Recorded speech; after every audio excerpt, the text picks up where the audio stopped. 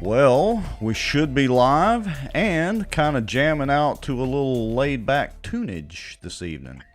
I know the only thing that would make that better is if I had that tunage going like it is in the background and I Mm-hmm. had my ear pods in and Mm-hmm. I was all bundled up and I was on my snowboard just surfing down the side of a mountain, Yeah. you know. I've never gone snowboarding or snow skiing for that matter. I need to do that. It, Other than a hydro slide down Bog Call Dam and other places, but that it's not exactly the same thing. look, I used to ski and then after I got on a snowboard, I'll never ski again. Unless I get old and I can't snowboard anymore. Is that like the difference between being on a pair of skis and being on a wakeboard? Totally different. Uh, Totally different. I mean, look, the water skiing. I mean, I've slalomed, done the mm-hmm. doubles, kneeboard, and all that, and even wakeboarding. Mm-hmm. But none of that compares to snow skiing. I mean, it's like you're floating. It's like you're Hmm. floating on air, and Hmm. it's not all the strain, snowboarding and snow skiing. Yeah, well, I'll have to put that on my bucket list to do one of these days. Hey, it looks like Val Baker is here. Uh, Greg Bell, good to see Greg. Oh, he's calling out Mark Smith right out of the gate. Wow, be over there. Oh, there are more. See, now that I'm gonna throw this comment up here before we go to the countdown and all that. So Greg Bell, that's a good catch there, dude. Greg Bell says, "Evening, gents. Be aware that according to Mark Smith, there are more than one Mark Smith." Now, do you remember a while ago, I don't know, year and a half ago, I said, I think there's more than one Mark Smith because, like, the profile deal changed slightly. Well, if you recall, when we went down that road, we actually came to the conclusion that there were actually three Mark Smiths. Well, We determined that there that were could be. three different profiles. Yeah. Well, I think going forward, here's the new rule. We're pretty much going to ignore Mark Smith until Mark Smith wants to come out of hiding. I mean, look, we're on the 100, well, officially counting 171st show. Actually, we've done about 180, literally 12 days of content. If you started listening from show number 1 to show now, you could listen for 12 days straight nonstop with the amount of content we put out. And we do it all public. We're here. I, It's all out there. I got two things to say about that, Rex.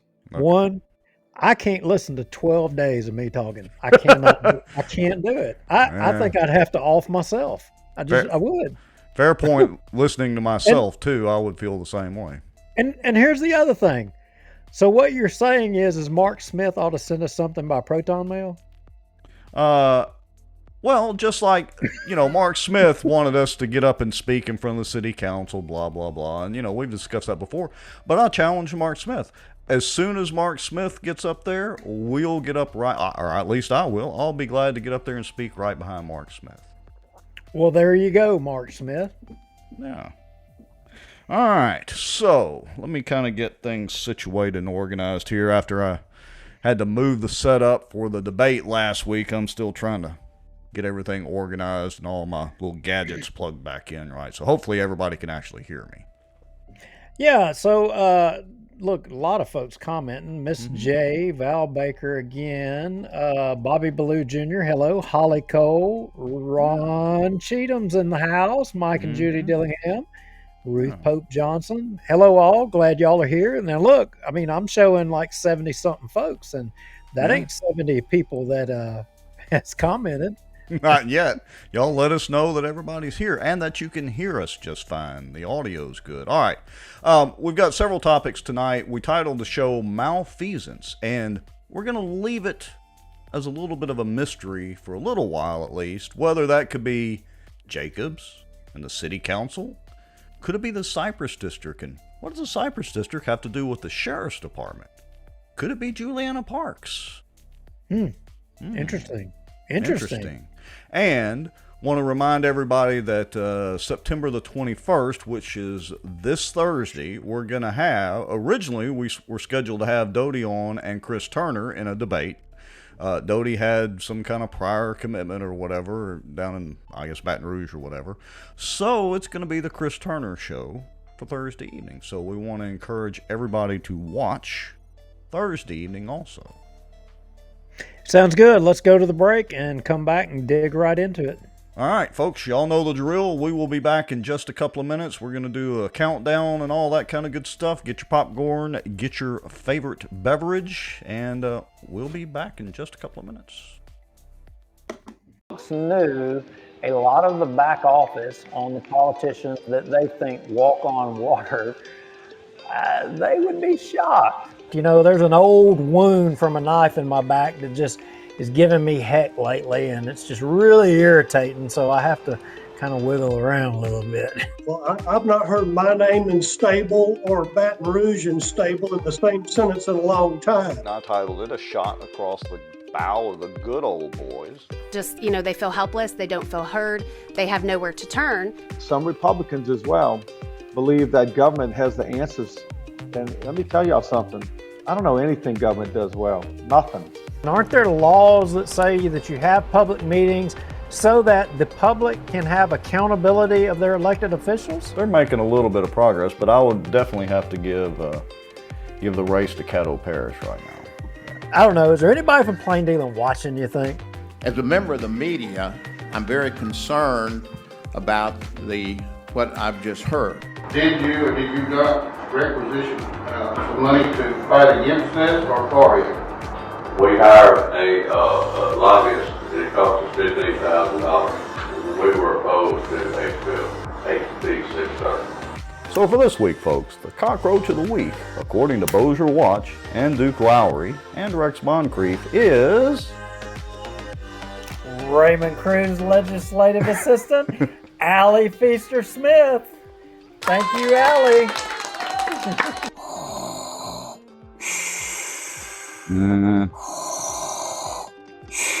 Well, I'm not thinking Star Wars at all. I'm thinking zombie apocalypse.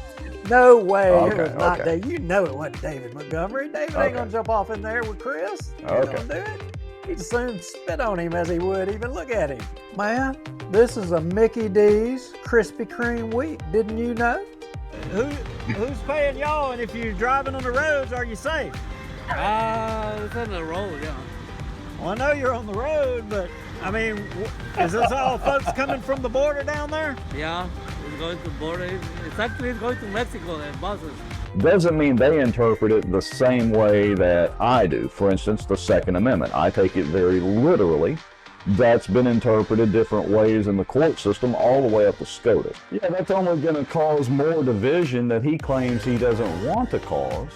And it's only going to cause more suspicion. We're still right now combined on both pages and YouTube at 264 people watching. That is amazing. Folks, Coleman Project, the Walker Place deal, through conscious, shocking action. The purpose of their actions was to stop plaintiffs, being the Ewell, Coleman, and associated groups not, from developing Walker Place. But here's the key thing, which in turn would enrich sitting city council members Scott Irwin and David Montgomery Jr.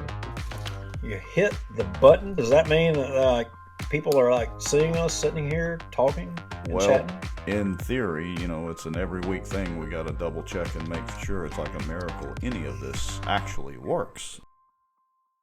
This Bossier Watch live broadcast is brought to you by the Outdoor News, fishing and outdoors for our area. Acadiana Mortgage, over 25 years in the mortgage business. Pelican Training and Consulting. Reach out to Julie Ferris. Transact Card. Unleash the power of your spending with Z-Bucks. Contact Renee Hall. Smarter Geek. Making technology easier. And the many supporters, donations, and folks sharing information and watching out for Bossier. Now, grab your popcorn and a drink. Here we go. Well, here we go. Here we are. Let me stop this little music. We don't need that in the background anymore. So I was trying to double check on the phone and make sure we're live. My screen's kind of not quite right. So everybody, let us know if you can hear us fine, see us fine, and all that on Facebook. And those of you that are on YouTube, let us know in the comments, please.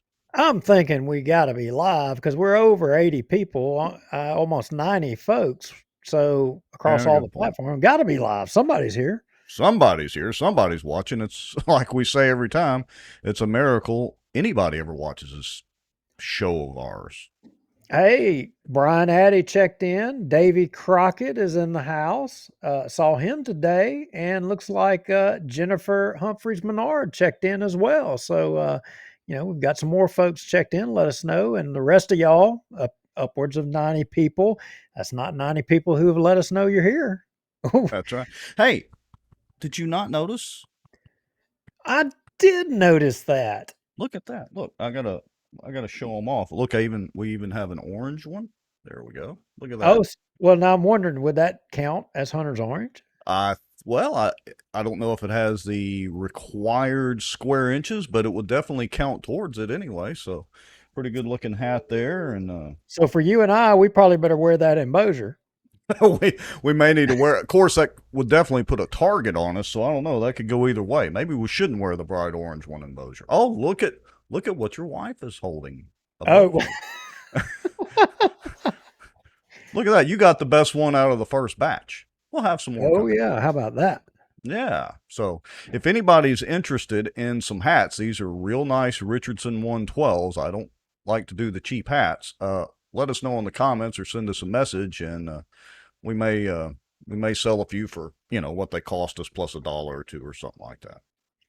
Well, there's Jack Harville. Interesting. Jack Harville would chime in on this show because, we may have a discussion about a race going on in North Bossier Parish for police jury that I think he's in. Could be interesting. And, well, we got to talk about the Cypress district and the sheriff. And interestingly, that ties in to one of the police jury races. Now, I'm being a little coy about it because some folks were texting trying to figure out what the deal was. Yeah, I know. But hey, before we jump off in that, I mean, Rex, did y'all realize that as a country we passed a milestone, this week? What milestone will that be? Well, if you'll share my screen, I will tell you. And I chose to go to this. I mean, look, I like Twitter. I'm sorry, I'm not on Facebook hardly anymore. In fact, I don't even go on there a whole lot. I don't know if you'll be able to shape that up. Maybe I see can. if I can do that. Let me do this right there here. You go. Yeah, and let me. And I like Technofrog. If you're on Twitter and you follow different people, you ought to follow Technofrog. There's a lot of interesting stuff. They break a lot of stuff. And anyway, Technofrog writes, Thomas Jefferson once asked whether one generation of men has a right to bind another. And he says, our political class answered in the affirmative. There will be no inheritance, only anguish. And what is he talking about?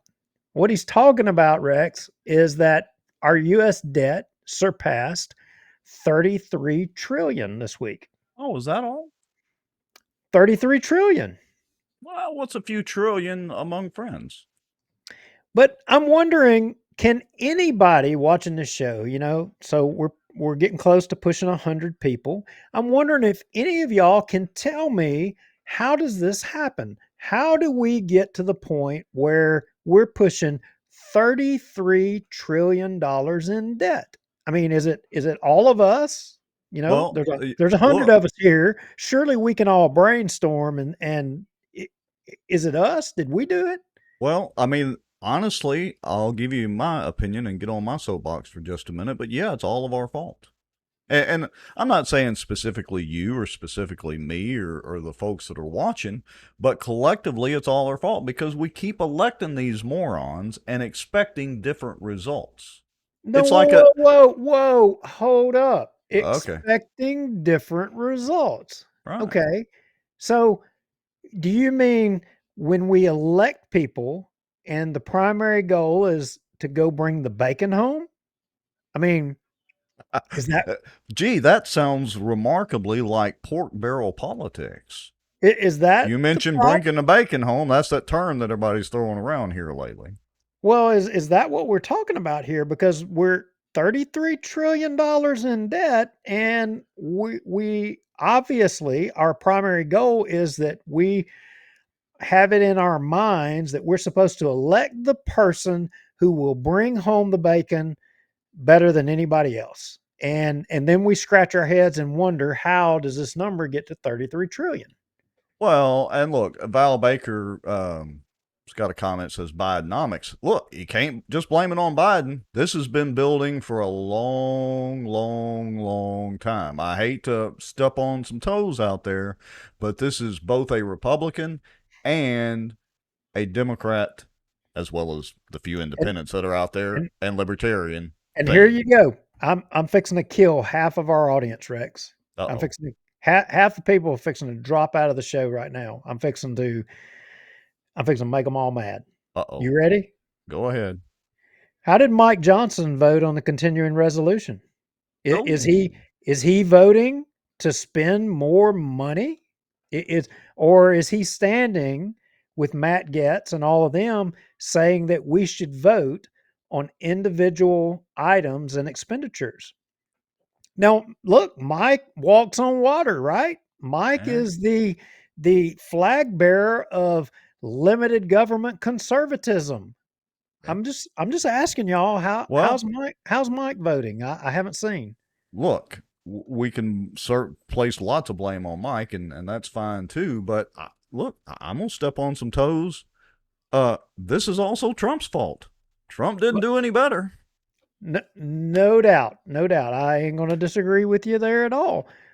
But my point is we all have this mindset that we need to elect and we need to support whoever we think can bring home the bacon. That's the new, litmus test for a politician is who can bring home the bacon. And we're fixing to see it in this election cycle right now.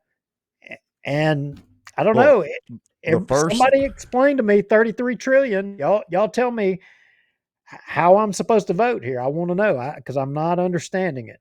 Well, I mean, look, there's always the argument that, we're going to get taxed anyway, so we need to get some of that tax money back. Whether it's going to D.C. first, whether it's filtering through Baton Rouge first, it's the same basic principle. You're saying we're supposed to be taxed, send it to Washington, D.C. or send it to Baton Rouge, and then we elect the best person to go down there and get our money back?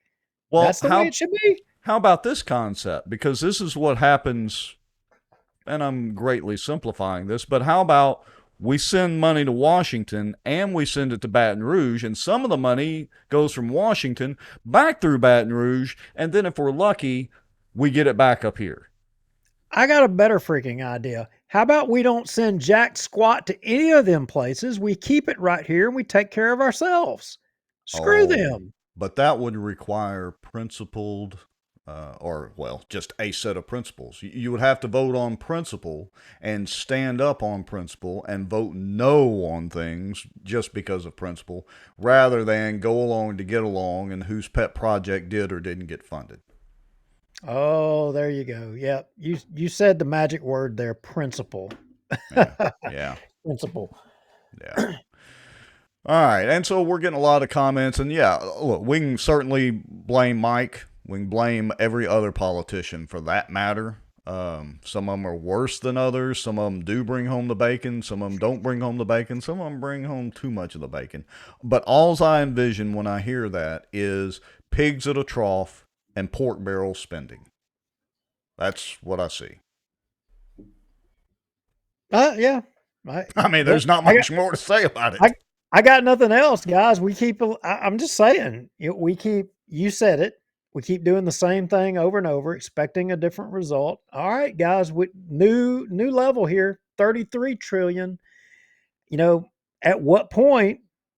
I mean, obviously this, conservative and moderate and liberal, this game that we're playing back and forth, the ping pong ball. I mean, it's not working because this number just keeps on climbing. It keeps on climbing. I mean, and here we are, another election cycle, Rex, another election cycle, and we've got the same thing. The argument is who's going to go home and bring home the dollars to Bossier. Right. It's It, the exact argument, and I can think of a couple of, local or state races that exact argument is front and center. it's front and center. And Bossier City, you got a ton of debt. You Right? got guys that have been there for over 20 years. Techno Frog right here, Thomas Jefferson. I mean, look, we're going back old school. Whether one generation of men has a right to bind another, because everything that has taken place before everybody watching the show, this is before your life, it started before your lifetimes, Mm-hmm. and it's continuing through ours right now as we speak on this show. We are complicit in, binding the next generation. We're doing it right now. All of us, we're doing it. Yeah, I hate to say it, but you're absolutely correct. And it's, look, this is nothing new either. It's not like, oh, this just happened in the last 2 years because of Biden, or even happened during the Obama years, or happened during the Trump, years. This has been building forever, and it just, because they have their own printing press, they can just spin us into oblivion. At some point, I've kind of made a joke about this before, but at some point, we're going to have to tell China and Russia and whoever else we owe debt to go stick it. No, you freaking missed the plane. Ukraine. Oh, Ukraine. He flew in to get more money this week. Yeah. Like, I'm sure he had to stay here for a couple of days so they could actually print the money to give him the money. And here we go. If Mike Johnson votes on this continuing resolution, if he votes, he's voting to send more money to Ukraine. Sure. That's in essence what he's doing. I don't know. He may be opposing it. I don't know. But what I can tell you is I saw a list of our congressmen who were opposing the McCarthy, Biden, Ukraine support. Mm-hmm. And I didn't see Mike, the conservative walk on water. I didn't see Mike's name on the list. I didn't see it. So as far as I'm concerned, all of y'all out there that carry the flag of MJ, the walk on water conservative, I'm sorry, guys, to disappoint you. And that's not true. No, Yeah, he's pro life. But when it comes to pro debt, or he is pro debt, but pro anti debt, no. I mean, send it to Ukraine. Yeah. And don't give me this crap. I don't want to hear we got to go along to get along. I don't want to hear that crap, because if you say that, you're saying one generation of men has a right to bind another. You own that. Yeah. I can't argue with that. Okay. Let's see. What else? This is kind of off the cuff here. So, Marie Arnold says plain dealing still waiting on that rural area gumbo money that was passed how many years ago? All we hear is it's coming that way. I call BS. Speaking of plain dealing, now this is totally off the subject to what we were just discussing. Did you see the bear in plain dealing? Whoa, wait a minute. What? I was in plain dealing all day today. Yeah, no, there are pictures and video of this bear. First, people thought that it was fake. It was in the Plain Dealing, what's that Facebook group we were in, or we're still in? Plain Dealing Town Talk, or Plain Dealing Talk, or whatever. Anyway. You got to be kidding me. No, I'm serious. You're telling me I was up there about to get ate by a bear? Yep, the bears have made it all the way to Plain Dealing. Holy crap. So they're closing in on us. So anyway, just so you're aware when you're, tromping through the woods up there that, Smokey the Bear may be trying to help the firefighters. They're probably down there eating crawfish. I'm going to have probably on top of this. Better keep an eye out for them. All right. So, where shall we go from here? Folks, this is kind of one of those shows where we've got some notes and some things that we definitely want to talk about, but we're not really sure what order we're going to talk about them. So we're kind of winging it. Okay, I am all distraught. So if anybody has a link to pictures of this bear in plain dealing, I mean, I'm off my game now. You got to send that to me. I mean, look in Plain Dealing Talk. It's in there, and not just video. There are pictures. Whatchamacallit? Hold on. Let me change over. Bear with us just a second, folks. There's video of them. Let's see. Oh, here we go. We'll do this real quick. There you go. Good grief! You're telling me this was in plain dealing? I'm telling you, it was in plain dealing. And again, they did post video of it, so it's not like she went and stole the picture. And folks knew approximately where the video was taken to. So, yeah. Man, that is awesome. I got to tell you, Greg Bell, bear with us, folks. Yeah, bear with us, folks. We're trying to figure out the show and stuff to talk about now. Seriously. Oh, there's lots buried in plain dealing and bear food up there, no doubt. Yeah. So anyway, I mean, totally off the cuff, but I was just thinking about that when I saw the comment about plain dealing, and there's been a few shenanigans other than the bear sightings and plain dealing that we might need to look into in the next few weeks. Yeah, no doubt. All right, so where are we going now? Are we going to Ivan? We've been to plain dealing, Rocky Mount. Are we going to Bossier City? Are we going to Halton? I mean, I hear on the door, Rex. I hear on the door of the Halton City Hall that there's potentially some political activities happening at the town hall of Halton. What could be going on there? Speaking of doors, did Barksdale drop another door off of B-52 or what? Well, I mean, I'm just thinking that they're taking a cue off of Bossier City, and Bossier City can, cut corners on the law, and Bossier Parish and the police jury, if they can cut corners on the law, I mean, hell, this is Halton. Why can't we do it too? Yeah, well, I hear they're posting political stuff outside the city hall, there in that state representative race out there pertaining to it. Oh, like they're endorsing or quasi-endorsing a candidate posting stuff? I didn't say endorsing. Okay. I didn't say that. I mean, I was told that they're posting information out there to paint a picture. Or I don't know. I just something come through, and if somebody's got some pictures that they would send to us, I mean, we'll put it up here and we'll talk about it. I mean, but so I guess the key word to use here is allegedly. Allegedly, yeah, that's that phrase that we need to use as amateur journalists and pundits that we are. See, that's allegedly. Sources say. That's how amateur I am. I couldn't even remember the stinking word. Right. So the fact that I had a public education, doesn't that get us somewhere? Well, it gets us a little bit. I mean, let's see. You went to school in Halton? I mean, I don't want to say anything bad about Halton because I'm graduated from Ruston High, but I like folks in Halton too. Yeah, but everybody from Bossier said we were the Hicks from the sticks. Well, we never denied being Hicks or rednecks or whatever you want to call us. Sure. Surely that counts for something in a court of law. But anyway. All right, so we've got some commentary going about Vince Maggio and Jeff Free and blah, blah, blah and all that. Shall we get Jacobs and the city council out of the way? Shall we go down that path road and Katie Bell and all that sort of thing? Let's go down that road. Look, we may have some people that may not be up to speed, so we can kind of take some shots to fast forward them up to speed. But yeah, let's do it. Okay, so let's see where we want to start this. Let me go back here. Bear with me.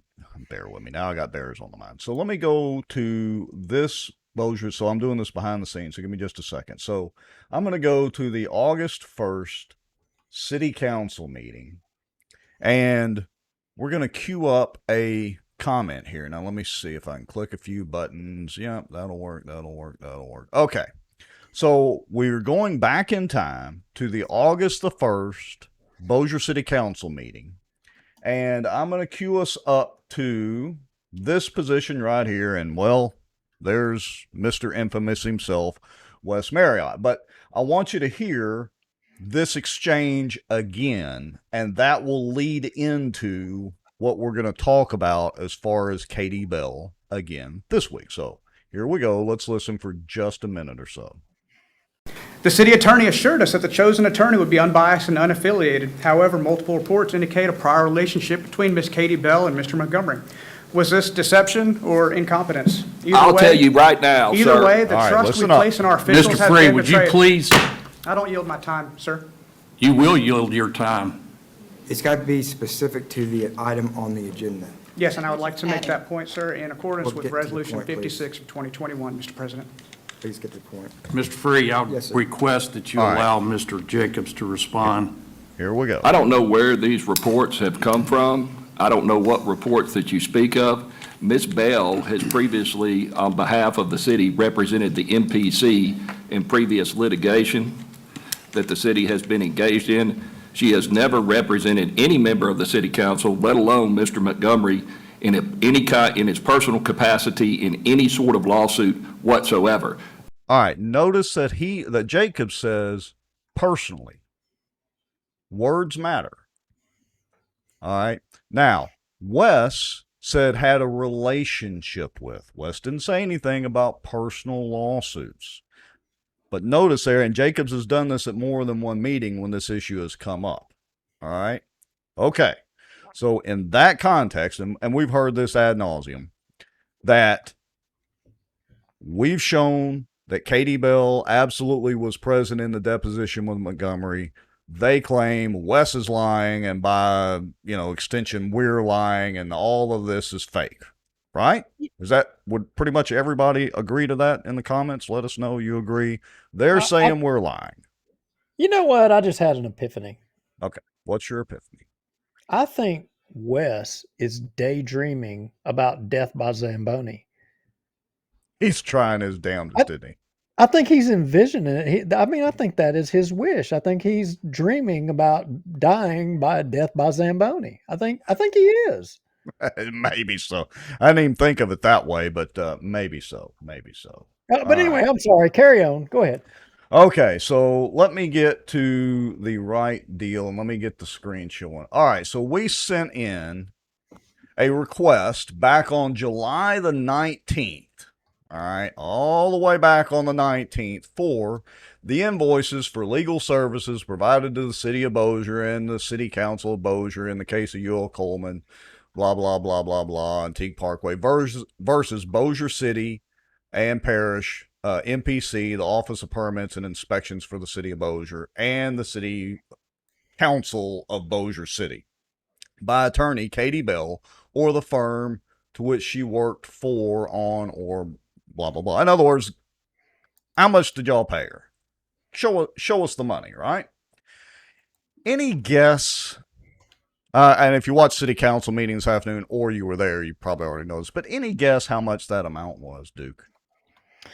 $1 million. Well, may as well be. If you round up, it would pretty much make it. So let me drag this one over here. You know what's interesting? I had that request. What was the date on that request? It was so long ago.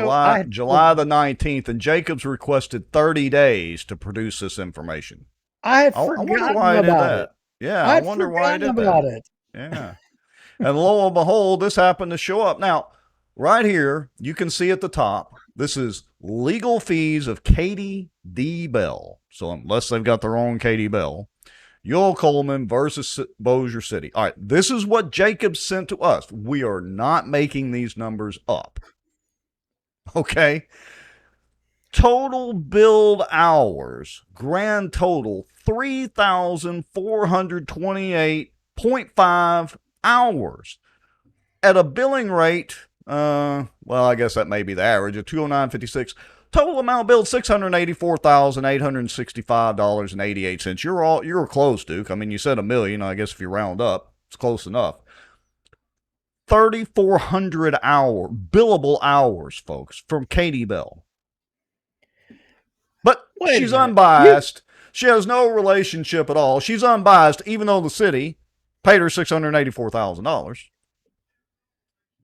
Wait a minute. Wait a minute.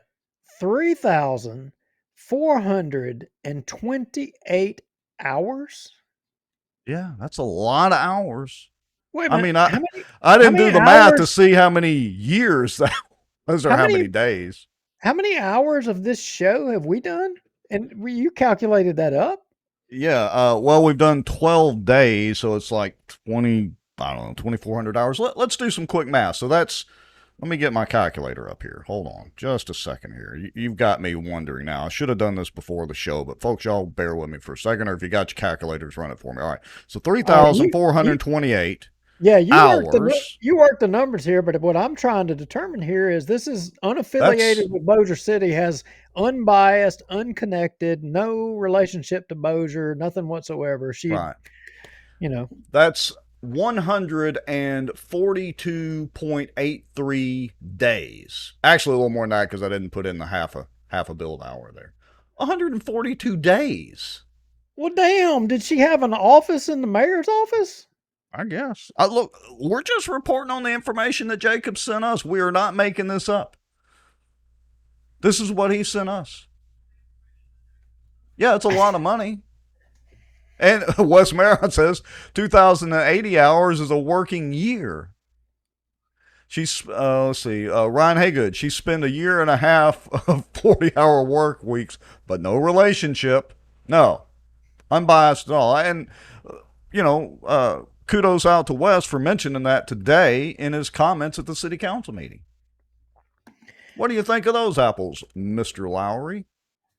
I mean, good gosh, I should have went to law school. I mean, look, all these lawyers, they're milking it. Jacobs is milking it down at Bossier City. Katie Bell, she's milking it down there too. I mean, Julianna's milking it at the sheriff's office and the police jury.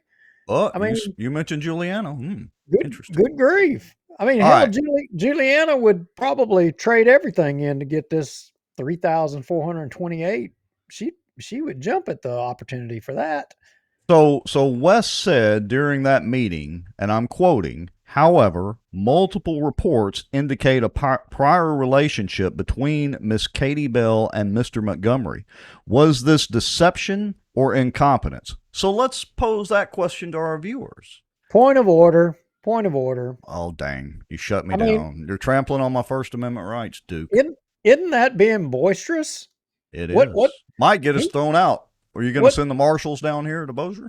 Was he not? That was some boisterous. Where was King David or the Queen? Hey, we'll get into the today's meeting here in just a few minutes.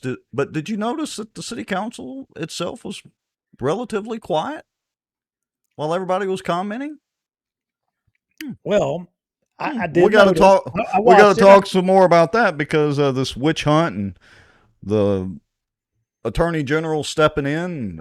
It's gotten interesting down there. Even Davy Crockett cut his comments off short because he was like, I don't want to be accused of going over my time. Everybody was being nice. I know. Thanks, Phyllis, by the way. I don't get it. Well, all right. So y'all answer the question for us and for Wes. Deception or incompetence or a combination of all of it. What do y'all think? What do y'all think? 3,428.5 billable hours. And that's just between 2009 and 2012. I think you need to play the comments off a restream. I think you need to play Weston's comments from beginning to end. And I think it's a badge of honor for Queen David. He has reached the pinnacle of his career where he can control himself. I mean, he didn't say a word. Yeah, you talking about today's comments? Yeah. Yeah, all right. So let me jump over to behind the scenes real quick. Let me jump over. Today is the 19th. Let me switch screens here. So we'll do that and that. Yeah, let's just jump off into this. All right, so first up will be Wes. It's the Wes Marriott show again. So here we go. This was this was on the minute. So they had a motion on the floor for approving the minutes from last week's meeting, right? Yeah, okay. The prior meeting, 2 weeks ago or whatever. Well, I mean, are you talking about the meeting after the meeting, or are you talking about the meeting where they were on video? Well, that's a good question, and let's let Wes kind of address it in his commentary here. That's a good question. Here we go. Wes Marriott, Sobo Live 4330 Panther Drive, Suite 212. Good afternoon, Mr. President. A motion needs to be made to amend the minutes of the September 5th meeting. On September 5th, this council voted 5-2 to give Charles Jacobs the authority to pursue legal action against the registrar of voters. I made the case that this action was a waste of time, and I reiterated instead of taking action, this council was again doing everything but its obligation under the city charter. For the third time in 4 meetings, I was interrupted during my comments. At no point did I shout or use obscene language. However, in the minutes recorded for the September 5th meeting, My comments were deemed disruptive. The use of this language causes me to pause and question if this body understands the definition of the word disruptive. As defined by the Oxford Dictionary, disruption is a disturbance or a problem which interrupts an event, activity, or process. On August 1st, August 15th, and most recently on September 5th, I have been interrupted while reading my prepared comments. These comments were not boisterous, slanderous, or impertinent. However, they were criticisms of council practices and proposed courses of actions. The only disruptive actions on September 5th were by the repeated interruptions by Mr. Montgomery and Mr. Free. Had these council members held their tongue and accepted the public criticism offered by the speaker, then I would have finished my comments and departed in about 3 minutes. However, having to stop and address the interruptions and defend my constitutional right to question, petition, and comment on government affairs repeatedly caused a disturbance which interrupted my planned activity. Again, by definition, the only disruption on September 5th was caused by Mr. Montgomery and Mr. Free, and I demand the minutes be amended to reflect that it's not disruptive to calmly speak and challenge the actions of this council. I find the repeated and flagrant violations of the city charter, the backroom meetings caught on tape, and the complete disregard for the public certified petition to be far more disruptive than the statements that I made.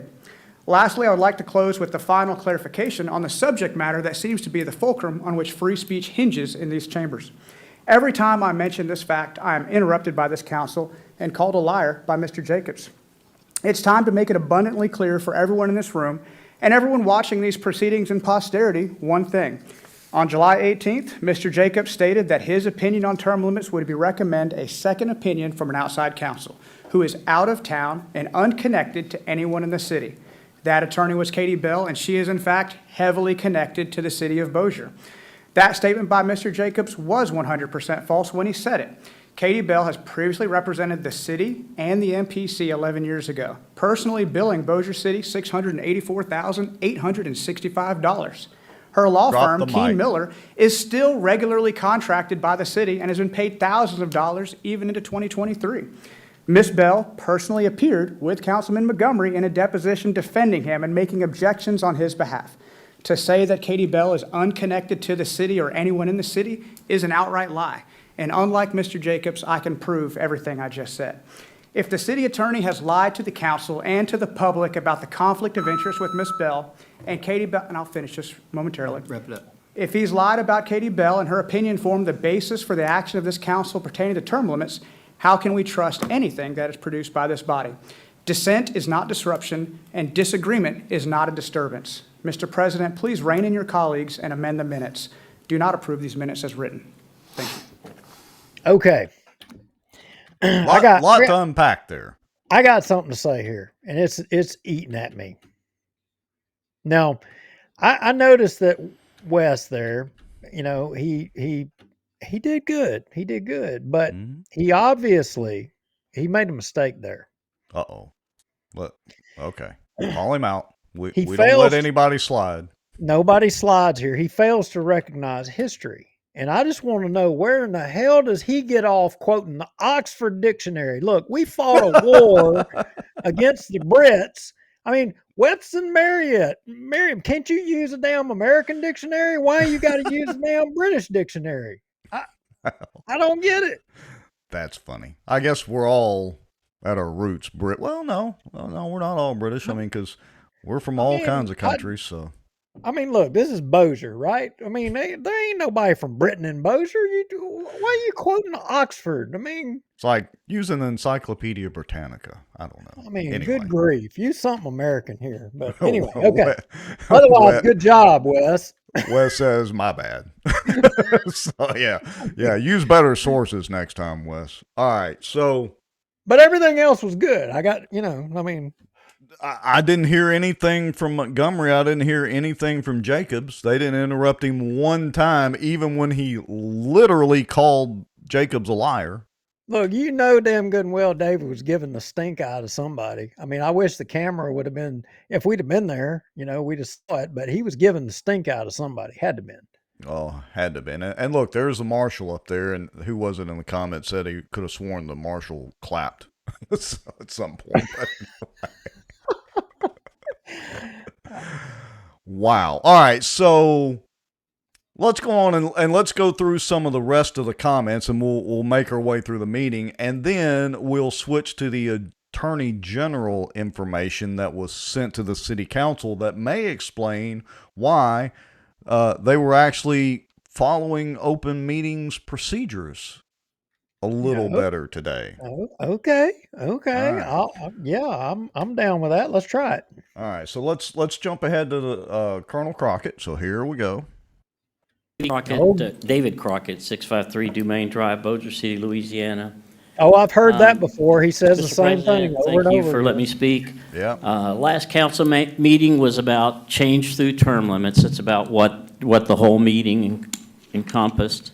The events before, during, and after the meeting are the exact reason that Bossier City is waking up to the need for term limits. Bossier City Council is now alleged to have committed up to 3 open meeting violations, and I have a copy for anybody who wants it. Those are related to public interest in this event and an attempt possibly to dampen that interest. I have great respect for the councilmen who are joining our efforts, and Mayor, thank you for putting this on the agenda.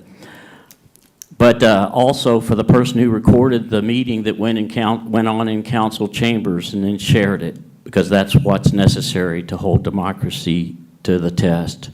The real test for our council is how will you react to the growing pressure from the public that wants term limits now for the existing councilmen who've served many, many terms. Mr. President, I served in the Air Force for 30 years because I believe in free speech. I carried my pocket Constitution on each and every combat mission. I read it during the arduous 19 to 20-hour combat missions. I believe in democracy. But what you're seeing is that the voters... Stop for a second. Okay, Stop for a second. Did y'all hear what the man just said? Well, I think he just said his pocket Constitution. That's what I called out of that through the earpiece. But what he was the overriding thing that he's talking about is his purpose in his service. When he served in the military and what he served for, he was talking about why he did it. He was serving the Constitution. Yeah, and part of that is, the right to free speech. This guy to protect the Constitution. I mean, that's the whole thing.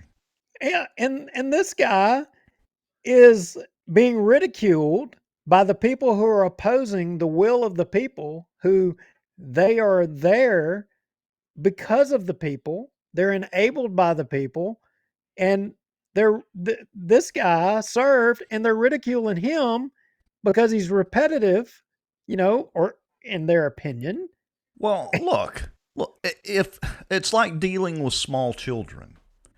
You have to keep telling them over and over and over, and maybe even smack them around or swat them a little bit. Let's say that politically correct these days. Maybe even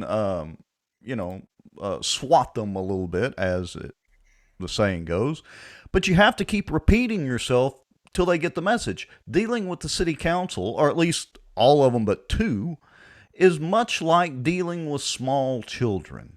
You just have to keep repeating yourself till they finally get the message.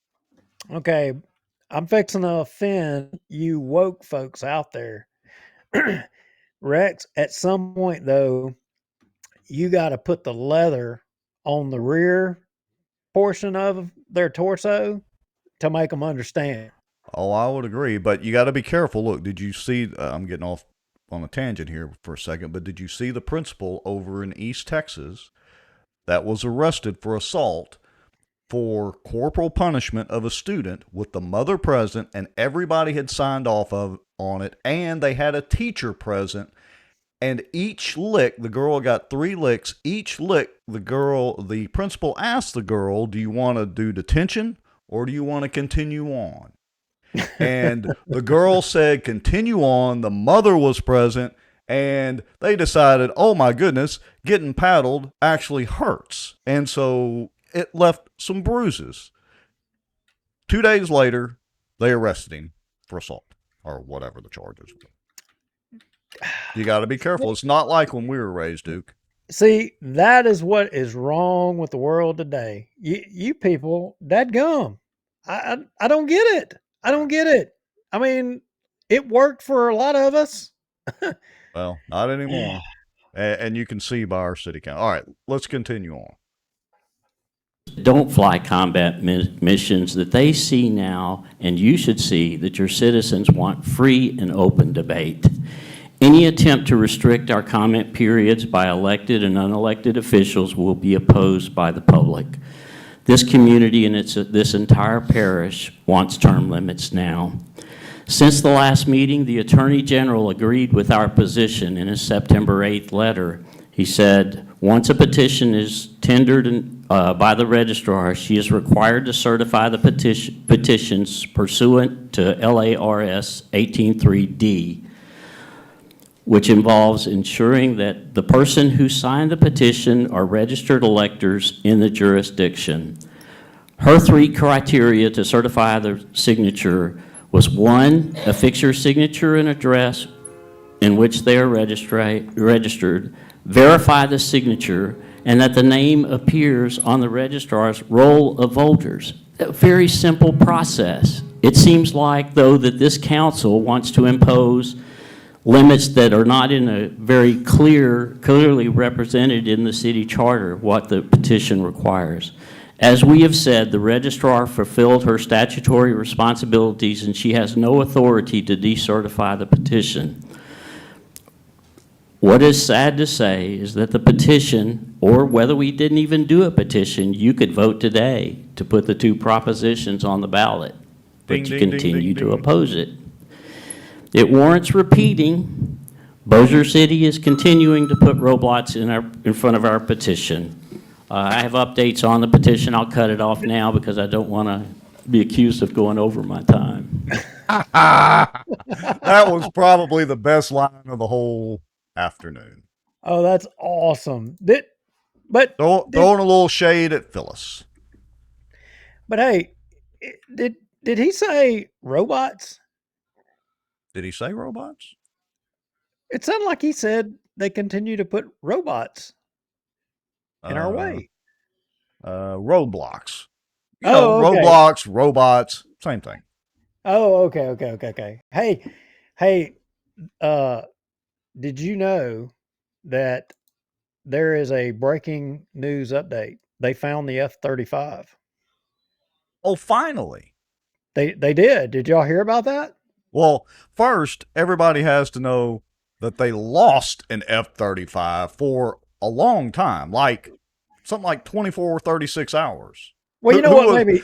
Who was the state rep that said they knew the F-35 was a stealth fighter, but this is getting ridiculous? Well, you know what made me think about it? What made me think about it was a colonel talking about, planes and stuff right here in his speech and the Constitution and all that. And if you share my screen, you'll just see what I'm talking about. But they found it.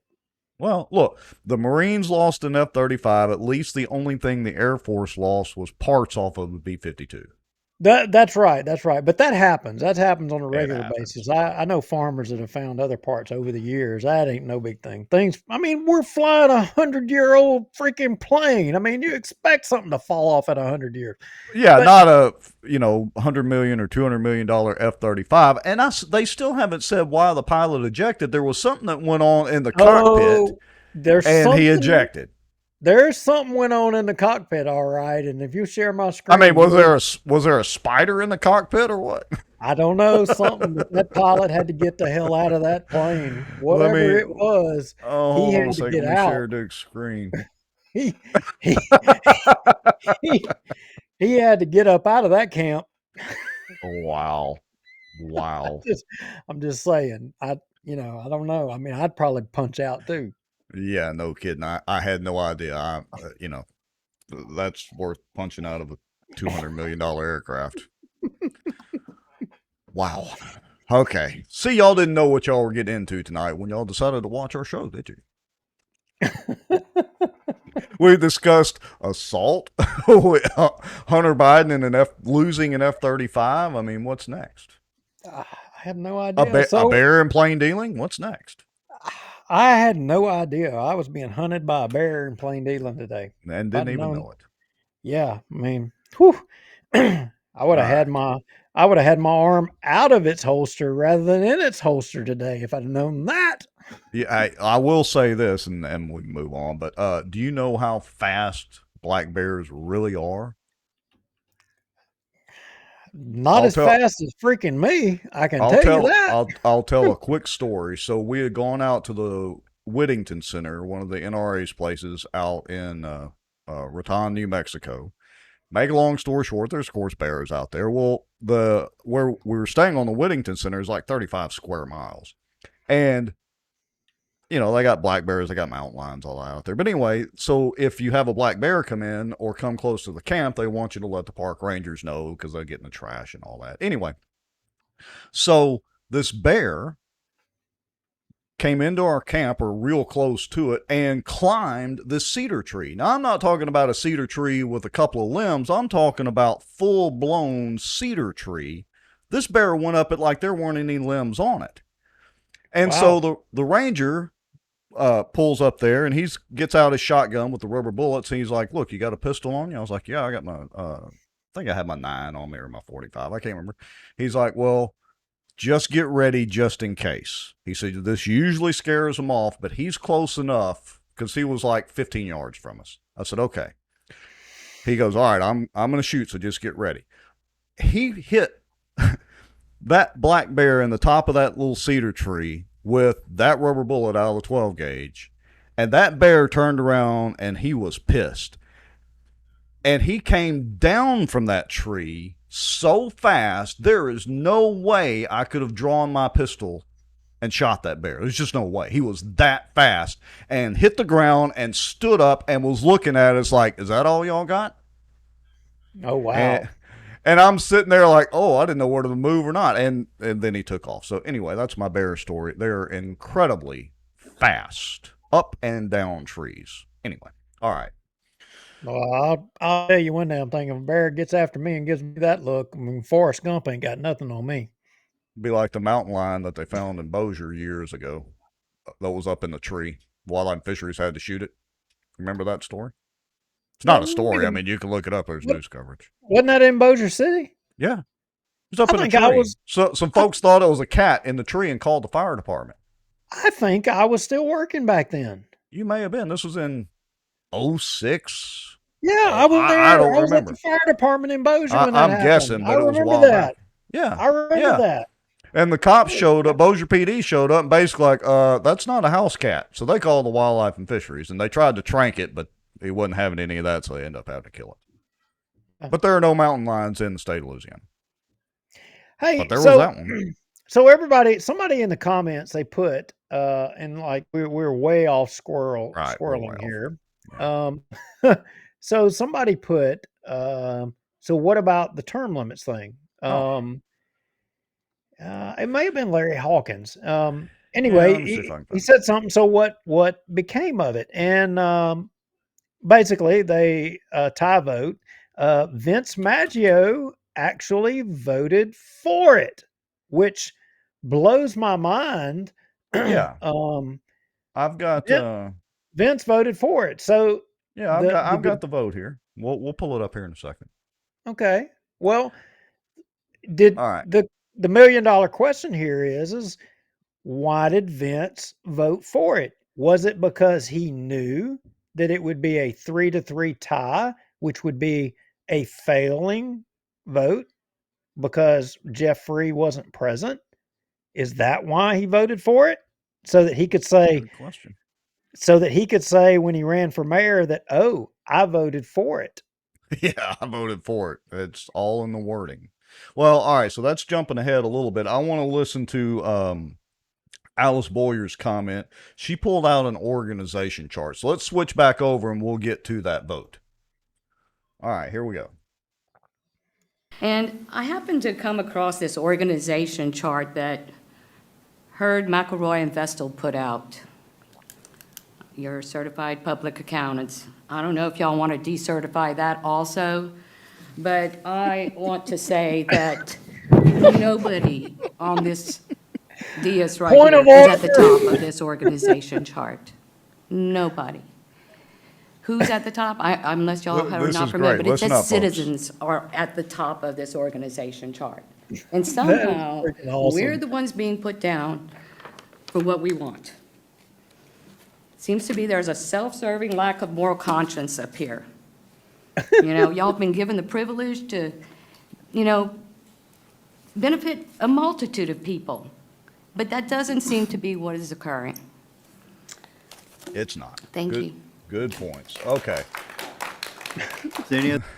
So I'm not going to go through all of the comments, but we did have an interesting point. Let's get Hammonds in there for a second. Yeah, Mr. President, I would just ask that today we vote and move this forward. We're going on months now with this. The citizens have spoken. They continue to speak. We're sitting in these seats because of the citizens that we represent. They're not going to decertify the petition. That's what everything was about. The Attorney General has given his opinion on it, wavered in. It's time to move on. We've got so much more stuff to do in the city of Bossier, so many more things to spend money on in the city of Bossier that are for the goodwill of the people. Did he just I caught that. Did he just bait David Montgomery? Yeah, I caught that. Maybe they can try to get some more tennis courts up on the agenda. My earpieces are not staying in my ears tonight. Okay. I mean, he's more of a politician than I thought. He's sitting there late throwing a carrot out to David Montgomery. Yeah, we got more money to spend, more debt per capita, All right, here we go. That we need to move on past this and get on down the road and let the citizens have their vote. Yeah. Is there any other comment? I do have a question for Mr. Jacobs. This is good. This is important. I guess it was 2 weeks ago we voted 5-2 for not only asking Ms. Agee to decertify, but also for a declaratory judgment. Correct. Given the results of her legal counsel responding, is the city planning on moving forward with that legal action? I am in the process of drafting the petition for declaratory judgment. It should be ready in approximately 10 days to 2 weeks to be filed, okay, as per the resolution passed at the prior meeting by the city council. Okay. So, and we don't have to hire any outside, you're handling that yourself? I am. It's going to take, a couple of weeks to do it. Damn it, Wes, if you would quit doing so many public information requests, it wouldn't take Jacob so long. I mean, do y'all not understand that you are cutting into his time in Benton on his private practice? Do y'all not everybody understand that? I mean, you're putting a hitch in his giddy up there. But Rex, 2 weeks. 2 weeks. 2 weeks. It's taking him 2 weeks to draft a request for a declaratory judgment on, look, we had freaking attorneys send us within a day, right out of the gate, petitions for a declaratory judgment, like the day the council first thumbed their nose at all this. You're telling me it's going to take him 2 weeks? Well, and not just that, term limits have dominated the city council meetings for 2 months now. It was July the 10th when that was turned in to Tommy. Yeah. Hello, council members. It's going to take him 2 weeks to draft this. That ought to tell you something stinks there. But, oh, wait a minute. That's assuming that you have the mind or brain to consider that you're being led. Oh, wait a minute. No, you're complicit in it. You want to be led down the Primrose Road. Oh, wait a minute. You're Here's something a little foretelling. Weston says he's spending a lot of time defending against AG complaints and Supreme Court disciplinary board investigations. Dang it, Wes. You're costing us time again. Yeah, so, and in case all of y'all, to the 130 to 140 people, the number changes a little bit. Look, we are glad you are all here, and we appreciate your time. But this is the original plan of David Montgomery, of Vince Maggio, Jeff Darby, and Bubba Williams. And it is to drag this thing out, to deny the citizens of Bossier, their right to deny it. That's the whole plan, is to drag it out and forego it as long as possible. Sure. So, Look, let me say, and I've said this before, but we had no aspirations when we started all this term limits business, and the Bossier RPEC, voted to support it and all that kind of stuff. We had no aspirations that, we were going to get this petition done and hand it to them, and they were just going to roll over and vote themselves and allow themselves to be voted out. We had no aspirations of that. Part of the goal was to give them all the proverbial rope that they needed and let them, I hate to say it, but let them keep dragging it out. I mean, obviously the goal is we want it on the ballot because we know everybody, or 70 to 80% of folks will approve it. But if they want to continue down this other long and painful and slow death route, political death route, go right ahead. Feel free. yeah, and the thing is if their style of government, if King David or Queen David, whichever one you choose. I mean, I'm torn here whether it's queen or king, but if that style of government is the style of government that you support and you approve of, I mean, look, I would be willing to bet I could probably, off the top of my head, without seeing any campaign finance reports, I could probably tell you where those donations were made. But if that style of government where, certain people are picking the winners and losers, all you'd have to do is go do a campaign finance report search of, one David Montgomery, and you would see who to support and who to oppose. I think that would be telling. But my point is these guys, they don't want to let go of the power. There's a reason they want to control things. There's a reason that they want to continue to steer government in Bossier. And it's not to the greater benefit. And I think, Rex, next show, we have countless stories of citizens who are finding themselves with egregious treatment, you know, in Bossier Parish. Mm-hmm. And that we're going to bring them on the show and we're going to let them tell their story. We're not making this up. If y'all all think, if you support the status quo, if you support these politicians who are out for themselves, who are, I'm not going to talk about my friends and my buddies and all this crap. I mean, if you're going to continue to go down that road, then you probably don't need to watch this because your feelings are going to be hurt. But there are other people of this parish that are suffering as a result of these people patting each other on the back. And there's a pattern to it. There is. So kind of switching gears just a little bit, I wanted to go ahead and pull up the bossiertermlimits.com website. That's bossiertermlimits.com. Most of you folks already know where it is. So we put up this sign up form the other day. So if you go to the website, the green button is sign up to help. The red button is sign the digital petition if you support term limits for the police jury. There's a place to check off to help if you sign that one. But if you want to just help in some way, click there, sign up to help. You'll get this form that populates. Fill in your stuff. It's got a little place to sign, or you can actually just type your name in there and hit submit. And that'll send the information to us as part of the coalition, and we'll get everybody coordinated. We mentioned this, I think, last show or show before last. But anyway, we'll start getting everybody coordinated pretty quick because I don't want to reveal too much. But let's just say that the city council might get more than they bargained for this time. Yeah, and if I could add to that a little bit, Rex, I want to put my 2 cents in there. Of course I do.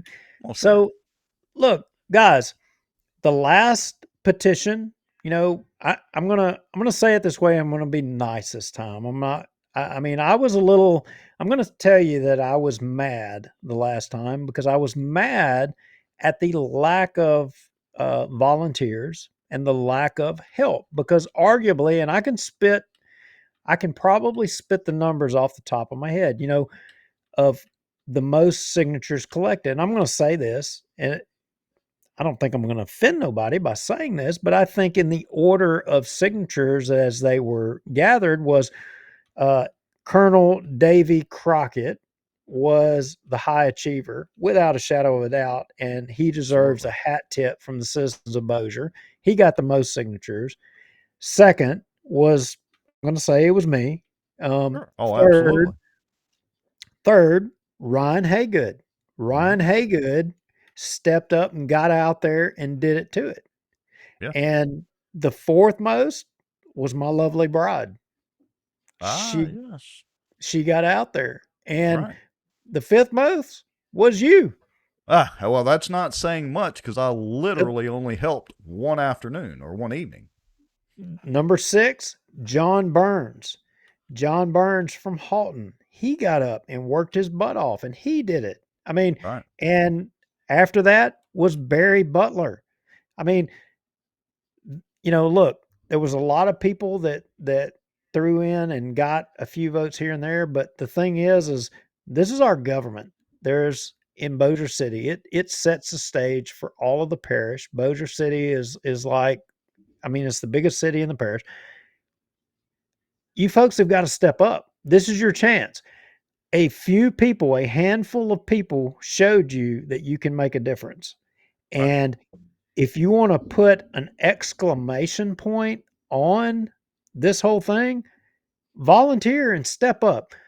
Give us one evening and go knock on doors. I mean, we had it down to we identified that you could get 25 signatures every evening. Right. You could. Yes, Davy Crockett. I'm sorry. Shane Cheatham. Yeah. Shane Cheatham did. He got signatures. But my overriding point is, folks, you can make a difference. You volunteer for this, you step up and own this. And you can say, one day you're going to be able to say, you know what? I was a part of that.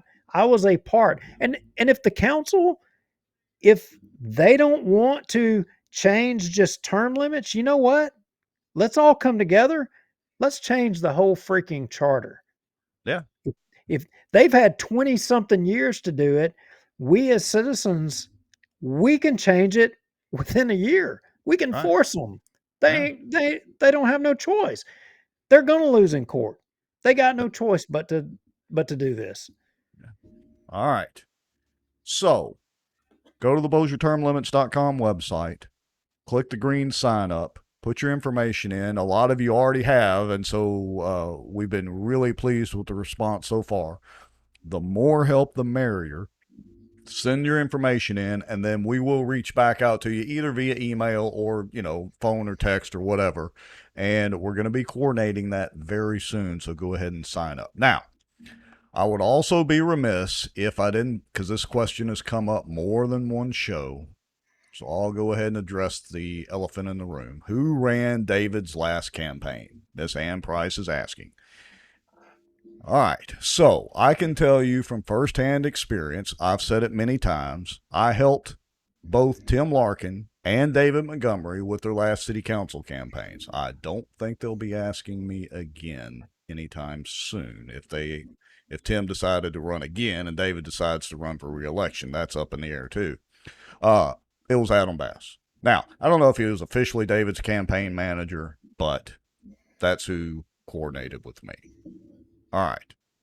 So that elephant's out of the room. Kind of a side note, but related to term limits. All right.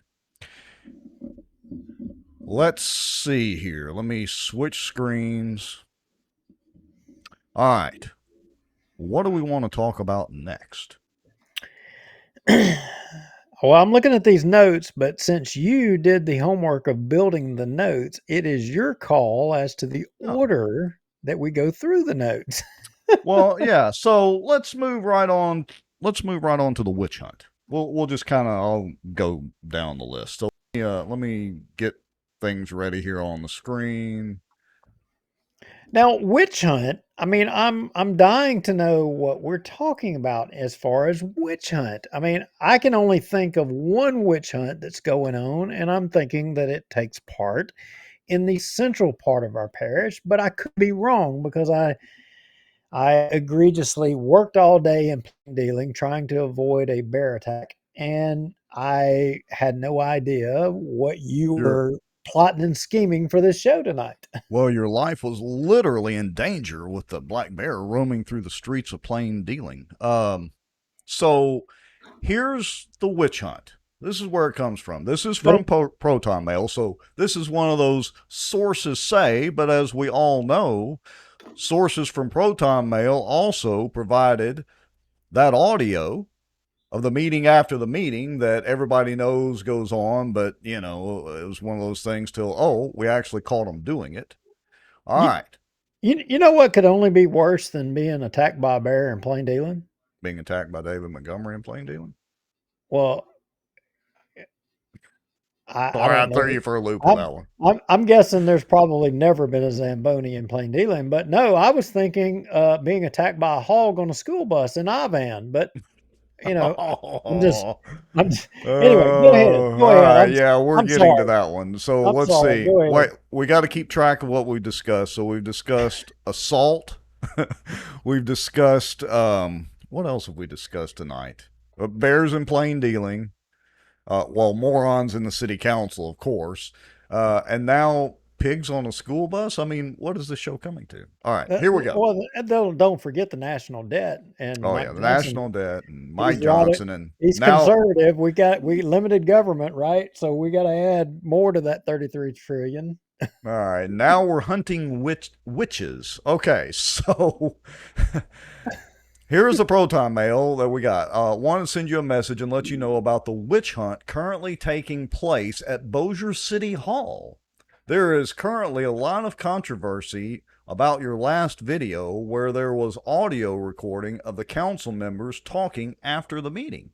There are threats of bringing in the FBI, or state police, to determine if wiretap laws are being violated.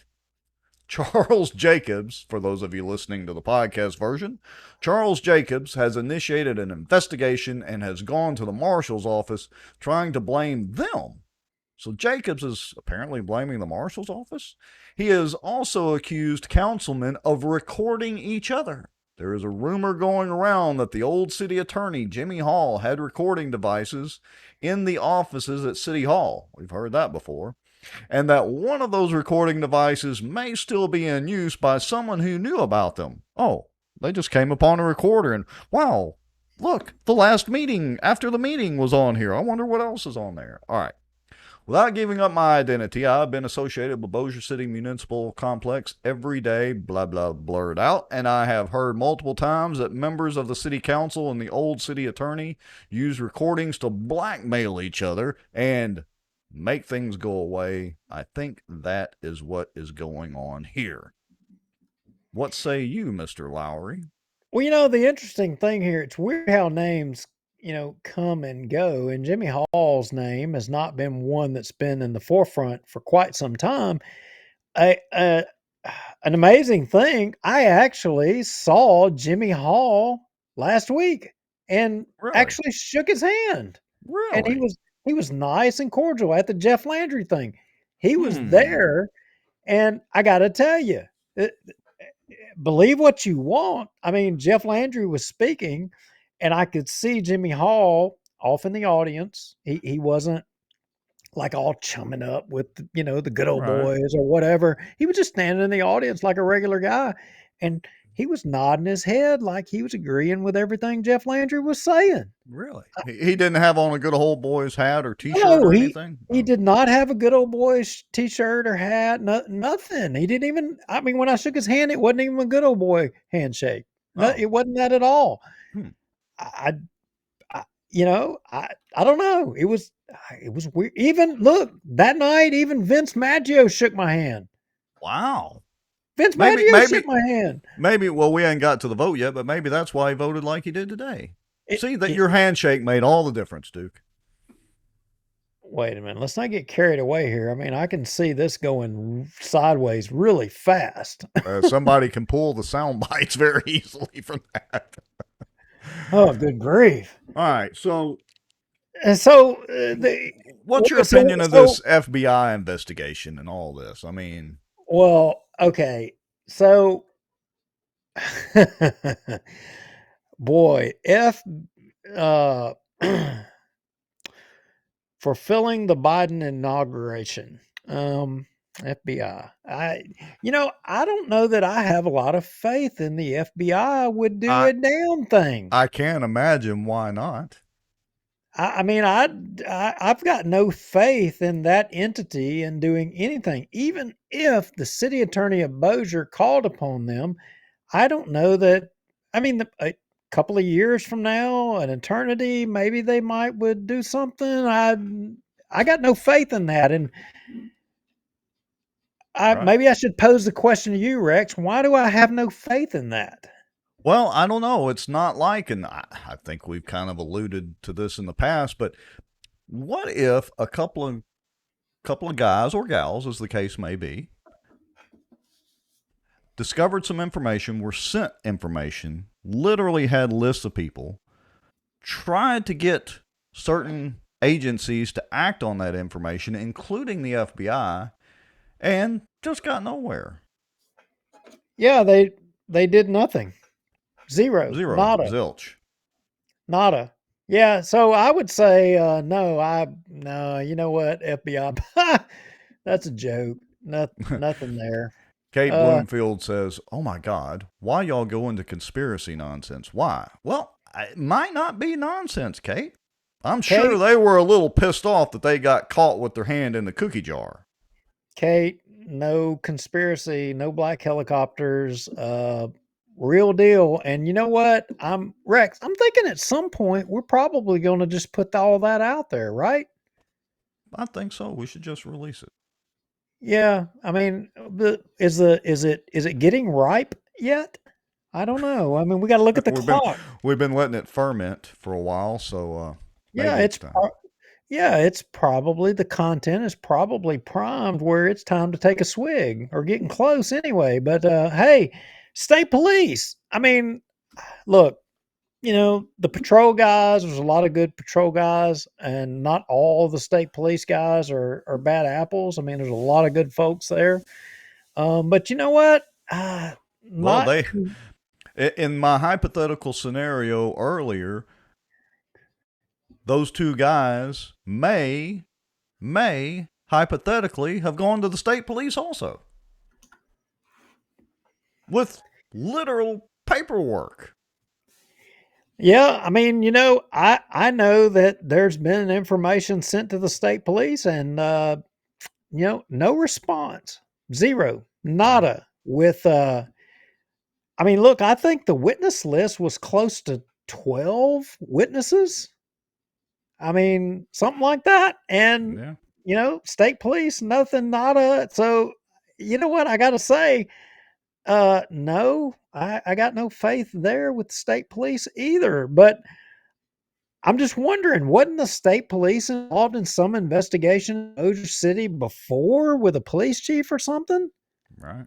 Well, maybe so. Wait a minute. What was that? What was that? That was a former police chief that was let go by this mayor, and the state police were said to be weighing in, but then the state police said, "No, we're not weighing in. No, we're." Am I right? Yeah, I think so. Pretty close anyway. Close enough. Well, I don't know. We'll see. We'll see where this goes. I mean, it was sent to us. But as kind of quasi proof that there is a sort of witch hunt going on, let me share with you this actual email from Charles Jacobs himself. Oh.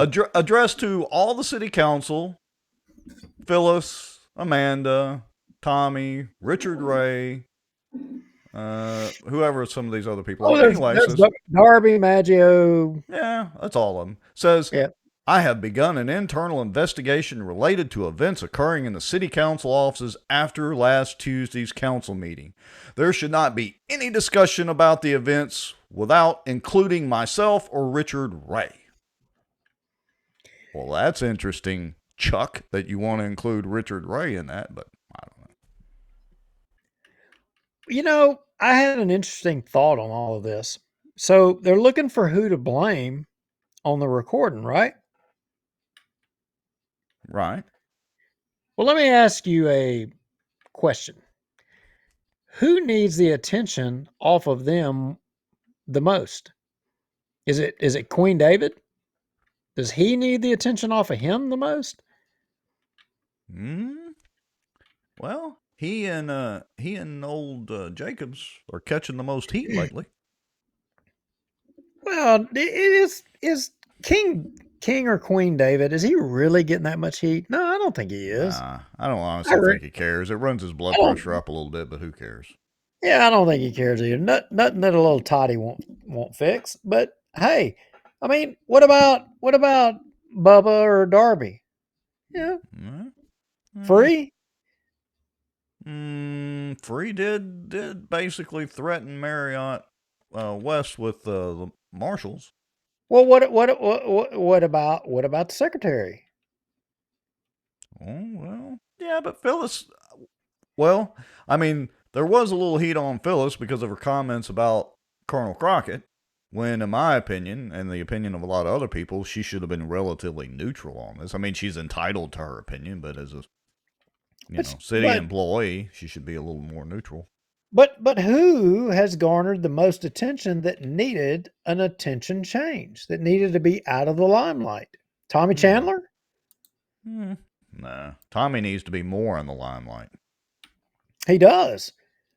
But who needs to be out of the light? Who needs a distraction? Who needs to be at Weston Marriott? Look at that. The guy is he's a genius. He's the next Einstein.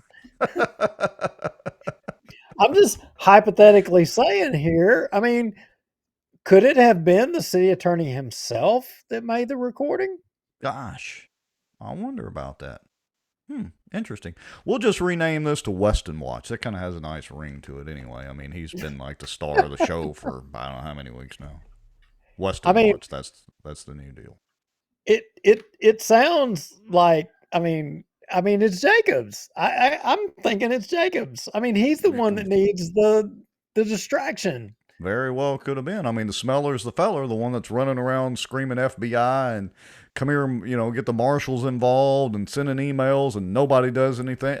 It's plausible. I mean, if any of y'all watch CSI, it's got to be Jacobs.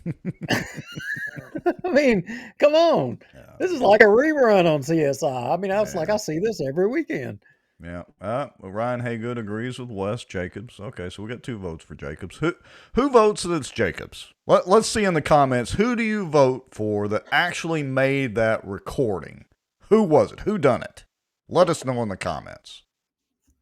Yeah, I mean, since there's a witch hunt, I mean, I would love to know. I mean, Proton Mail doesn't tell us who it is, but I mean, my speculation is it Jacobs. It's got to be.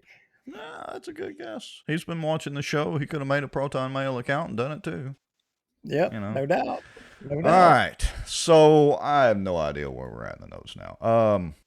Let's get back. Let's shift back to the vote. I'm sorry, I kind of got us away from that, and I wanted to show the vote. I think it's awesome. Everybody's tagging Mark Smith, and Mark Smith hadn't showed up. I mean, that's awesome. Yeah. All right.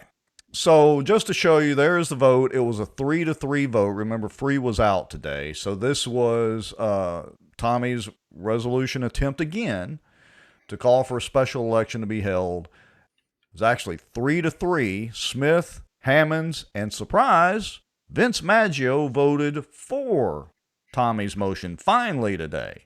I mean, I wonder what could have convinced him to vote yes today. Well, I don't know, but I'm just going out on a limb and saying that he knew that there's going to be a 3-3 vote if he voted the other way. So he could say he voted against it before he voted for it and then decided to vote against it. So I'm thinking he's making a decision. He wants to have his cake and eat it too. Maybe so. Cliff Smith says Maggie pulled the short straw.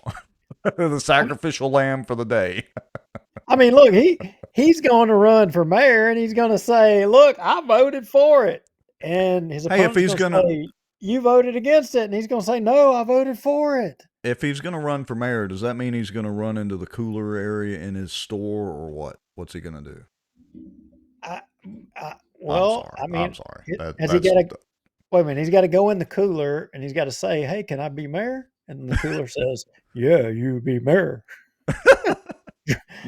Ryan Hagan says Montgomery looks surprised. I don't know. Maybe Maggio pulled the wrong button or pushed the wrong button, but it didn't really matter today because. Okay. Well, look, Montgomery will get him straightened out by next weekend. I have faith. Montgomery will go in. He'll put the whip on him. He'll take him in the cooler. He'll put the whip on him. And says, "You know who decides who makes mayor? This cooler." Right. So Wes says Williams, Darby, Maggio, and Montgomery all walked in at the same time right at 2:57. We missed the meeting before the meeting again. They switched it up. Instead of having meetings after the meetings, they switched up and decided they'd be smart and have it before the meetings. Yeah. All right. Okay. Wait a minute. The point of that is, Darby, King David, let's break this down. You need to have somebody watching your back because you're being followed. There's people watching where you're having the meeting before the meeting. And I would suspect there may be video of the meeting before the meeting. So you need to tighten up there a little bit. All right. I want you to listen to this one last little bit of audio, everybody. So here we go. Mr. Jacobs, do you concur with that? It's a 3-3 vote. I'm sorry? It's a 3-3 vote. It fails. It's almost like he knew. Gosh, I wonder how. I'm sorry. What are you talking about? Oh, yeah, it failed. He knew. Right. So, all right.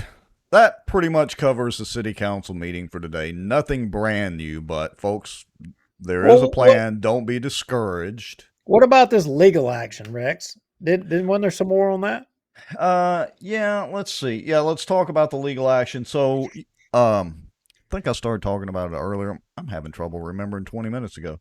Jacobs has been alluding to legal action for several meetings. Let me switch screens again here. Give me just a second. Let's see. Or do we say to the audience, okay, so, 130 people, do y'all want to continue to hear more about Bossier City? There's plenty more we can spew out there and tell you about the things that you may not know. Or do you want to jump on off into some police jury stuff? Because we've got that chimed up as well, too. And you're chomping at the bit for that. Oh yeah, I'm dying to get into the police jury. I mean, look, Bossier City. I mean, they're broke. They're broke. I mean, the future is. I'm sorry, whether you like it or not. Chris Smith and Brian Hammonds, the old washed up has-beens, and I hate to say that because a couple of them are my friends, specifically Bubba Williams, but guys, your time has come. You need to get out of the way and turn it over. You did your job. It's time to move on. David Montgomery, you've made enough money. It's time for you to go. You did good. Jeff Darby, you've served. It's time for you to go. Jeffrey, I mean, you just need to go. I'm just going to leave it at that. And what an embarrassment. All right, so we'll spend just a couple of minutes on this. This is a copy of the open meetings complaint, the response from the Office of the Attorney General to the members of the City Council. I'll go through this real quick, and then we'll move to the other stuff. So the AG's office received a complaint alleging that the City Council has violated the open meetings law at the September the 5th, 2023 meeting. The complaint form attached this letter lists the specific allegations of non-compliance with open meetings law. I wonder if the AG's office is going to have them do open meetings compliance training like the Cypress district was supposed to do. Did you realize that they were supposed to attend virtual training? Yeah, and I think the Cypress district thumbed their nose at them, right? And they didn't ever really actually Well, do they it. didn't, but part of it was right in the height of the COVID and all that crap, and I think it's one of those things just fell through the cracks, honestly. I don't know that I believe that. They're arrogant. They're arrogant, just like Bossier City, and we don't need any of that crap. And by God, we'll do what we want to do. And that is the problem with all of these people that have been in these positions for freaking 20 plus years, Rex, is they thumb their nose at everybody. All of y'all watching the show, they thumb their nose at you. They don't think that you have any say in any of this.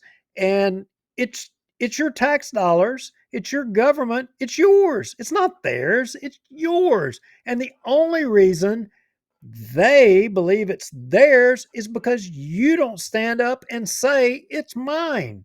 That's it. You're absolutely right. And you got the opportunity to do something about that. Yeah. Well, I'm not going to go through every complaint here. We will post this on Bossier Watch as well. This was, anyway, again, sent in from the AG's office to the city council. They'll have to address this. We don't have their response yet if they've sent one. And the last page of that, is pretty blunt.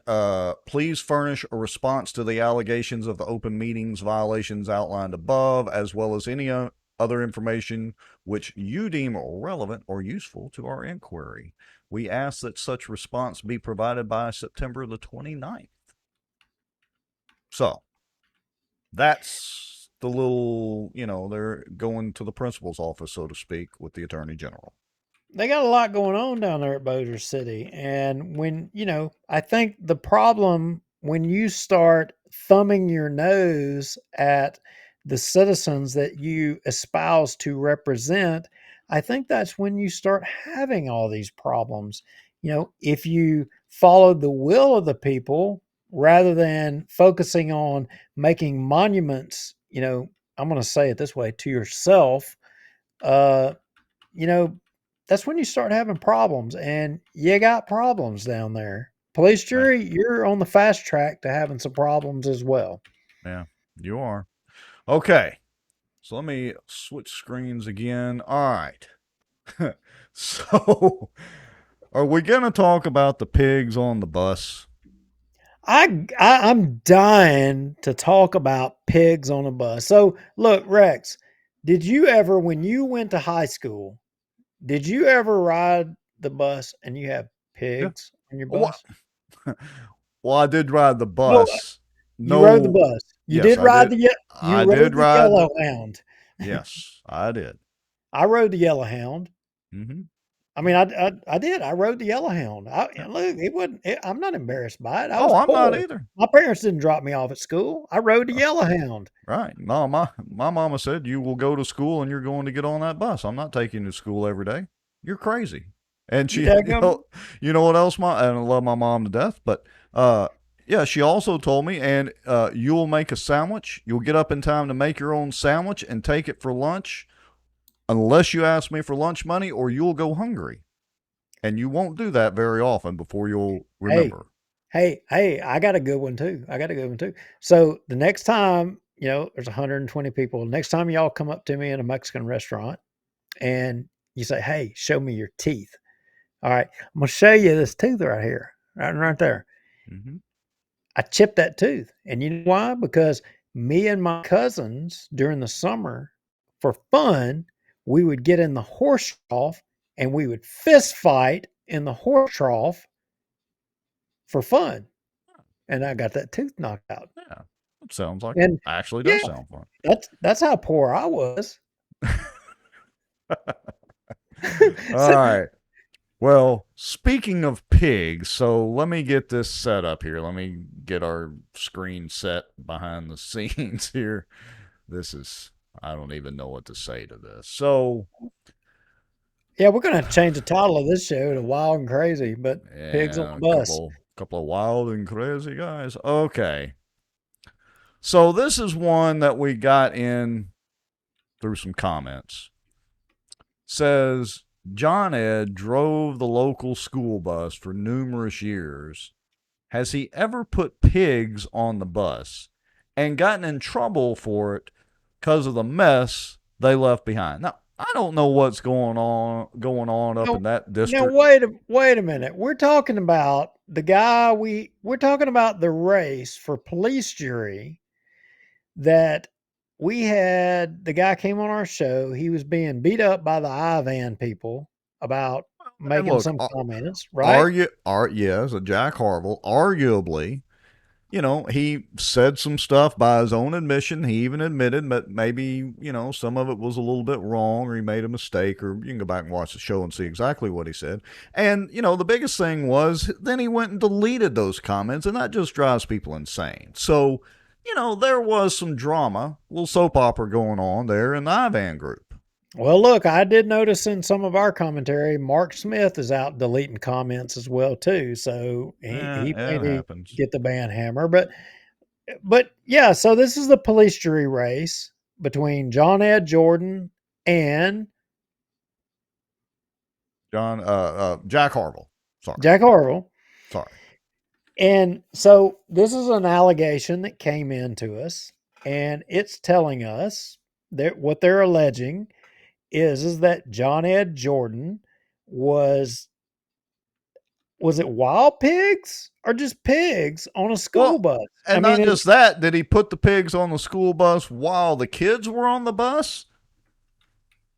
Or was this before or after? I mean, there's so many details here that could be very relevant to this. And who did he get in trouble with? I mean, so I'm guessing maybe the school board, or is this something to do with the sheriff's office? Well, and to be perfectly clear, if any of you read the Focus SB article that we were in, actually read the article, we do, when we get information in this, we don't just share everything that we get. Y'all would not believe some of the stuff that we get. But sources say that there might be an element of truth to this, right? Yeah, and the thing is Rex, look, this isn't but just maybe a quarter of it. There's quite a bit more, but we're just laying this out there to try to get some corroboration here. Get somebody to say, yeah, this happened. Yeah, this was something that took place. In full disclosure, I don't know John Ed Jordan personally, other than, he's on the police jury and, whatever. I think I met Jack Harville once or twice or whatever. So it's not that I have anything for Jack Harville or against John Ed Jordan, but when somebody alleges, and more than one person does, about pigs on a school, this has just got my interest going. I mean, it sounds stupid, but, it's got my interest going. I want to know, did he put the pigs on the bus while the kids were on there? Because that could be really fun. Well, I'm just wondering if our tax dollars are paying to move kids around, or we're paying to move pigs around. If we're paying for a school bus, well, maybe it was a field trip type scenario.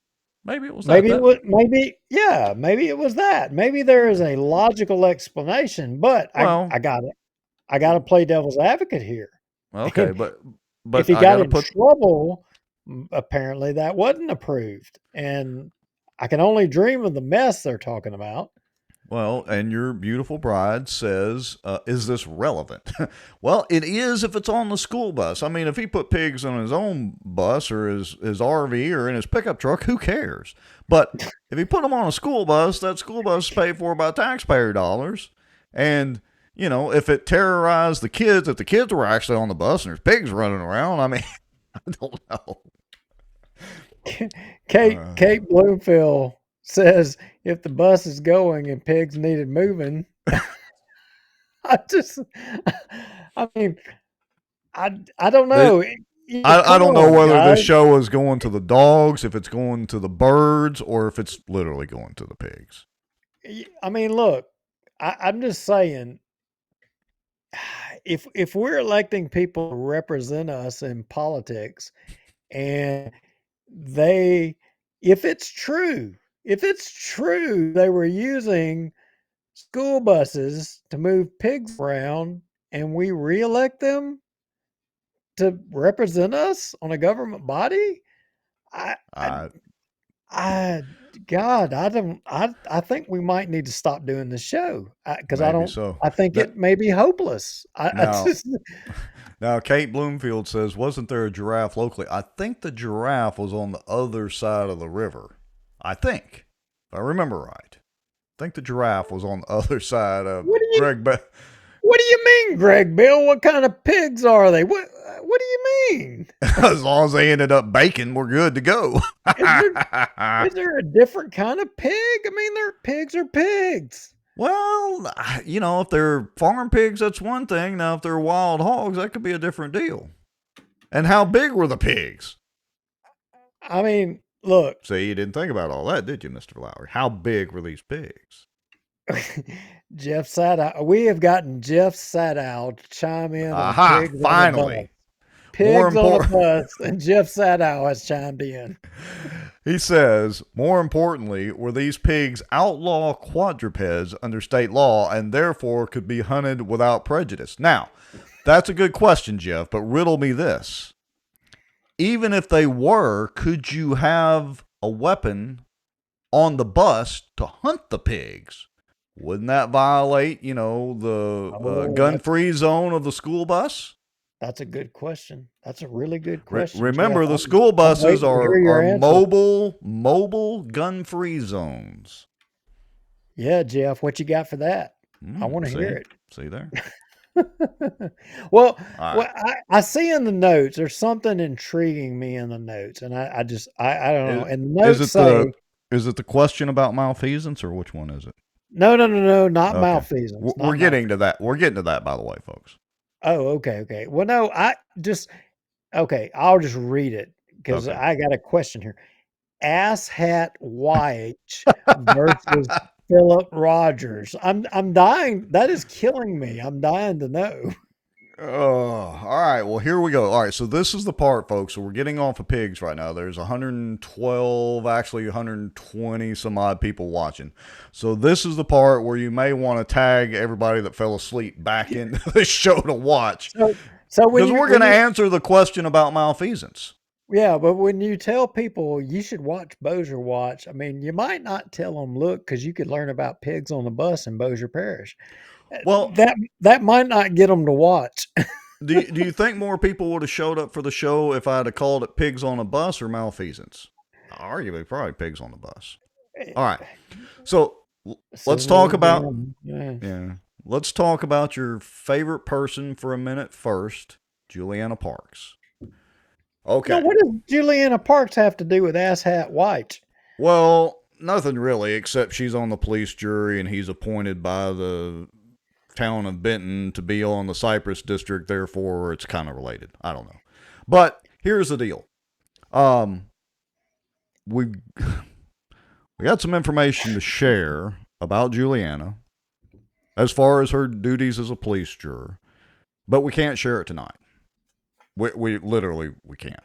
But that's probably going to be coming down the pipe in the next week or so. So. Oh, and Philip as well too, right? Oh yeah. Well, we're going to share some stuff about Philip right now. Yeah, but I'm saying here in the very short term, we've got some stuff regarding Philip as well. Not to mention the fact. I mean, look, it doesn't matter. And I hate to say this because some of these, I like some of these people. I even like Julianna. I really do. I hate to say this. I like Julianna. I do. Wait, that's the first time I've ever heard those words come I out. do. I like her. I really do. I like her.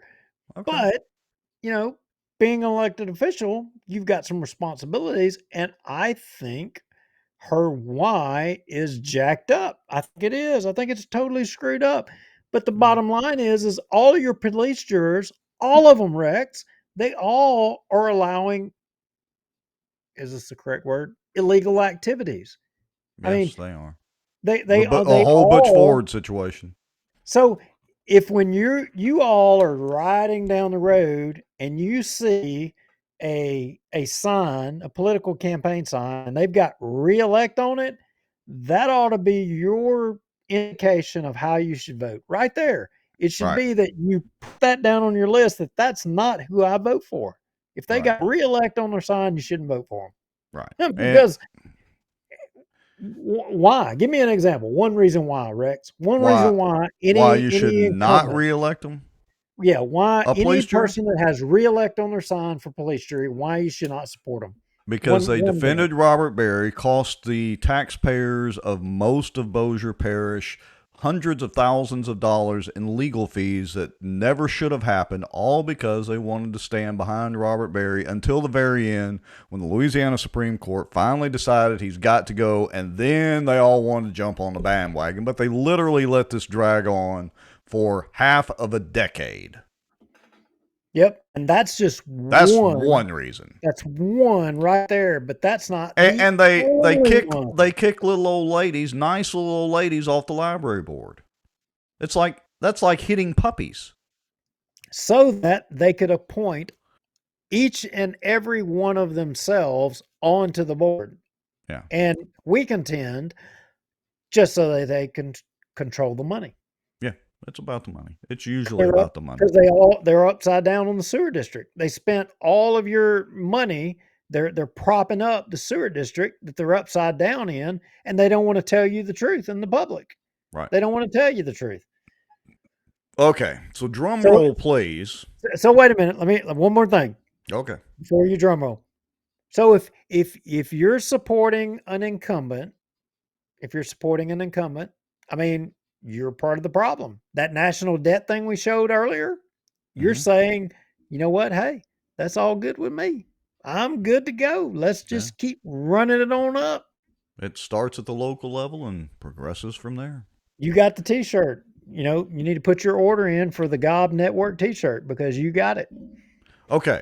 So let's see in the comments real quick, and then we'll get to the big reveal here. Who you think in the comments, who you think that the malfeasance in our show title is referring to? Who is it referring to? Oh, I'm in suspense too because I don't freaking know. So I'm dying to see what everybody thinks, what their ideas are. But yeah, I'm focused like a laser on Asshat White versus Philip Rogers. I think that is just golden. Oh, yes, my favorite term for him. Anyway, so let's see. Colonel Crockett says Ford. Well, yeah, I mean, you know, he is out there on the edge legally as far as, you know, what he reported and filed that his residence is and all that. Come on, let's see. Andy Monica says Robert Berry. That would be too easy, Andy. I mean, that's literally too easy. But he's not in office anymore, but I guess he was. Hey, so I guess the malfeasance Andy is still Monica is the guy running against Philip Rogers. So does that mean that Andy Monica is aligned with Asshat White? Depends on how you define aligned. No, I guess it wouldn't at this point. We can't quite connect those dots because Andy's definitely not on the side of Robert Berry in the Cypress district. I can say that with certainty. Yeah, I know that as well too. It looks like we have a high achiever in the comments. Let's see. The local crap show says Parks must go. Let's see. Ed Burchett says Rogers. Ooh. Oh, hey, Andy is going to come on the show here pretty soon, right? Yeah, I think we're going to have Andy on. We haven't officially done it yet. We keep calling it. Well, look, it's an open invitation for any elected official or anybody running for office. And so Philip is just as welcome to come on as Robert Berry is, as anybody else, and we will treat them nicely or fairly anyway. But wait a minute. Now I thought, wasn't we going to try to put a debate together with Philip Rogers and Andy? Well, yes, we've got to officially invite Philip. I think Andy's pretty much said he'll come on whenever. Andy's told me he would come on. Right. He's told me, hell yeah, I'm in. Let's do it. And in Philip's, normally I wouldn't defend Philip, but in Philip's slight defense, we've not officially invited him on yet, but we will. All right, so drum roll, please. Shall I hit the button? Here we go. All right, this was sent to us today, as a matter of fact. This is an incident investigation report. Now, full disclosure, I have not reached out to the sheriff's office and confirmed the authenticity of this document, but I feel like it is authentic. All right, so just putting that disclaimer out there. But this is an incident report from asshat Gary Weish with the Bossier Sheriff's Department. And look at the location of the incident, 135 Cypress Park Drive in Benton. Okay. And this was back on, let's see, date time reported July the 24th.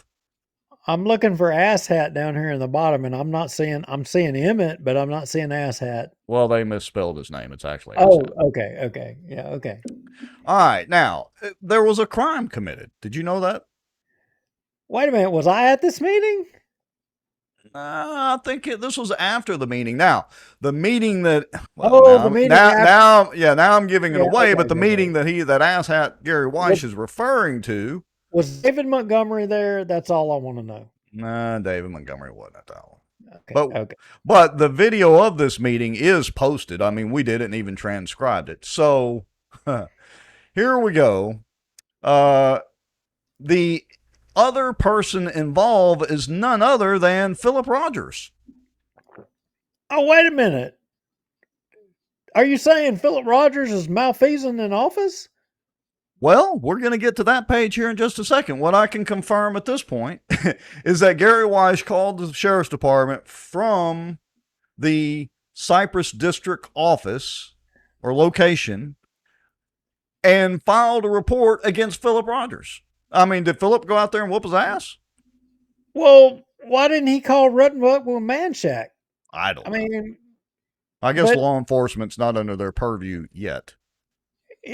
I mean, I'm guessing this is like a bad episode of what is that show that show where you phone a friend or you can call a friend or whatever? Oh yeah. Yeah. So he was calling whoever. He was phoning the sheriff to try to get Philip Rogers, right?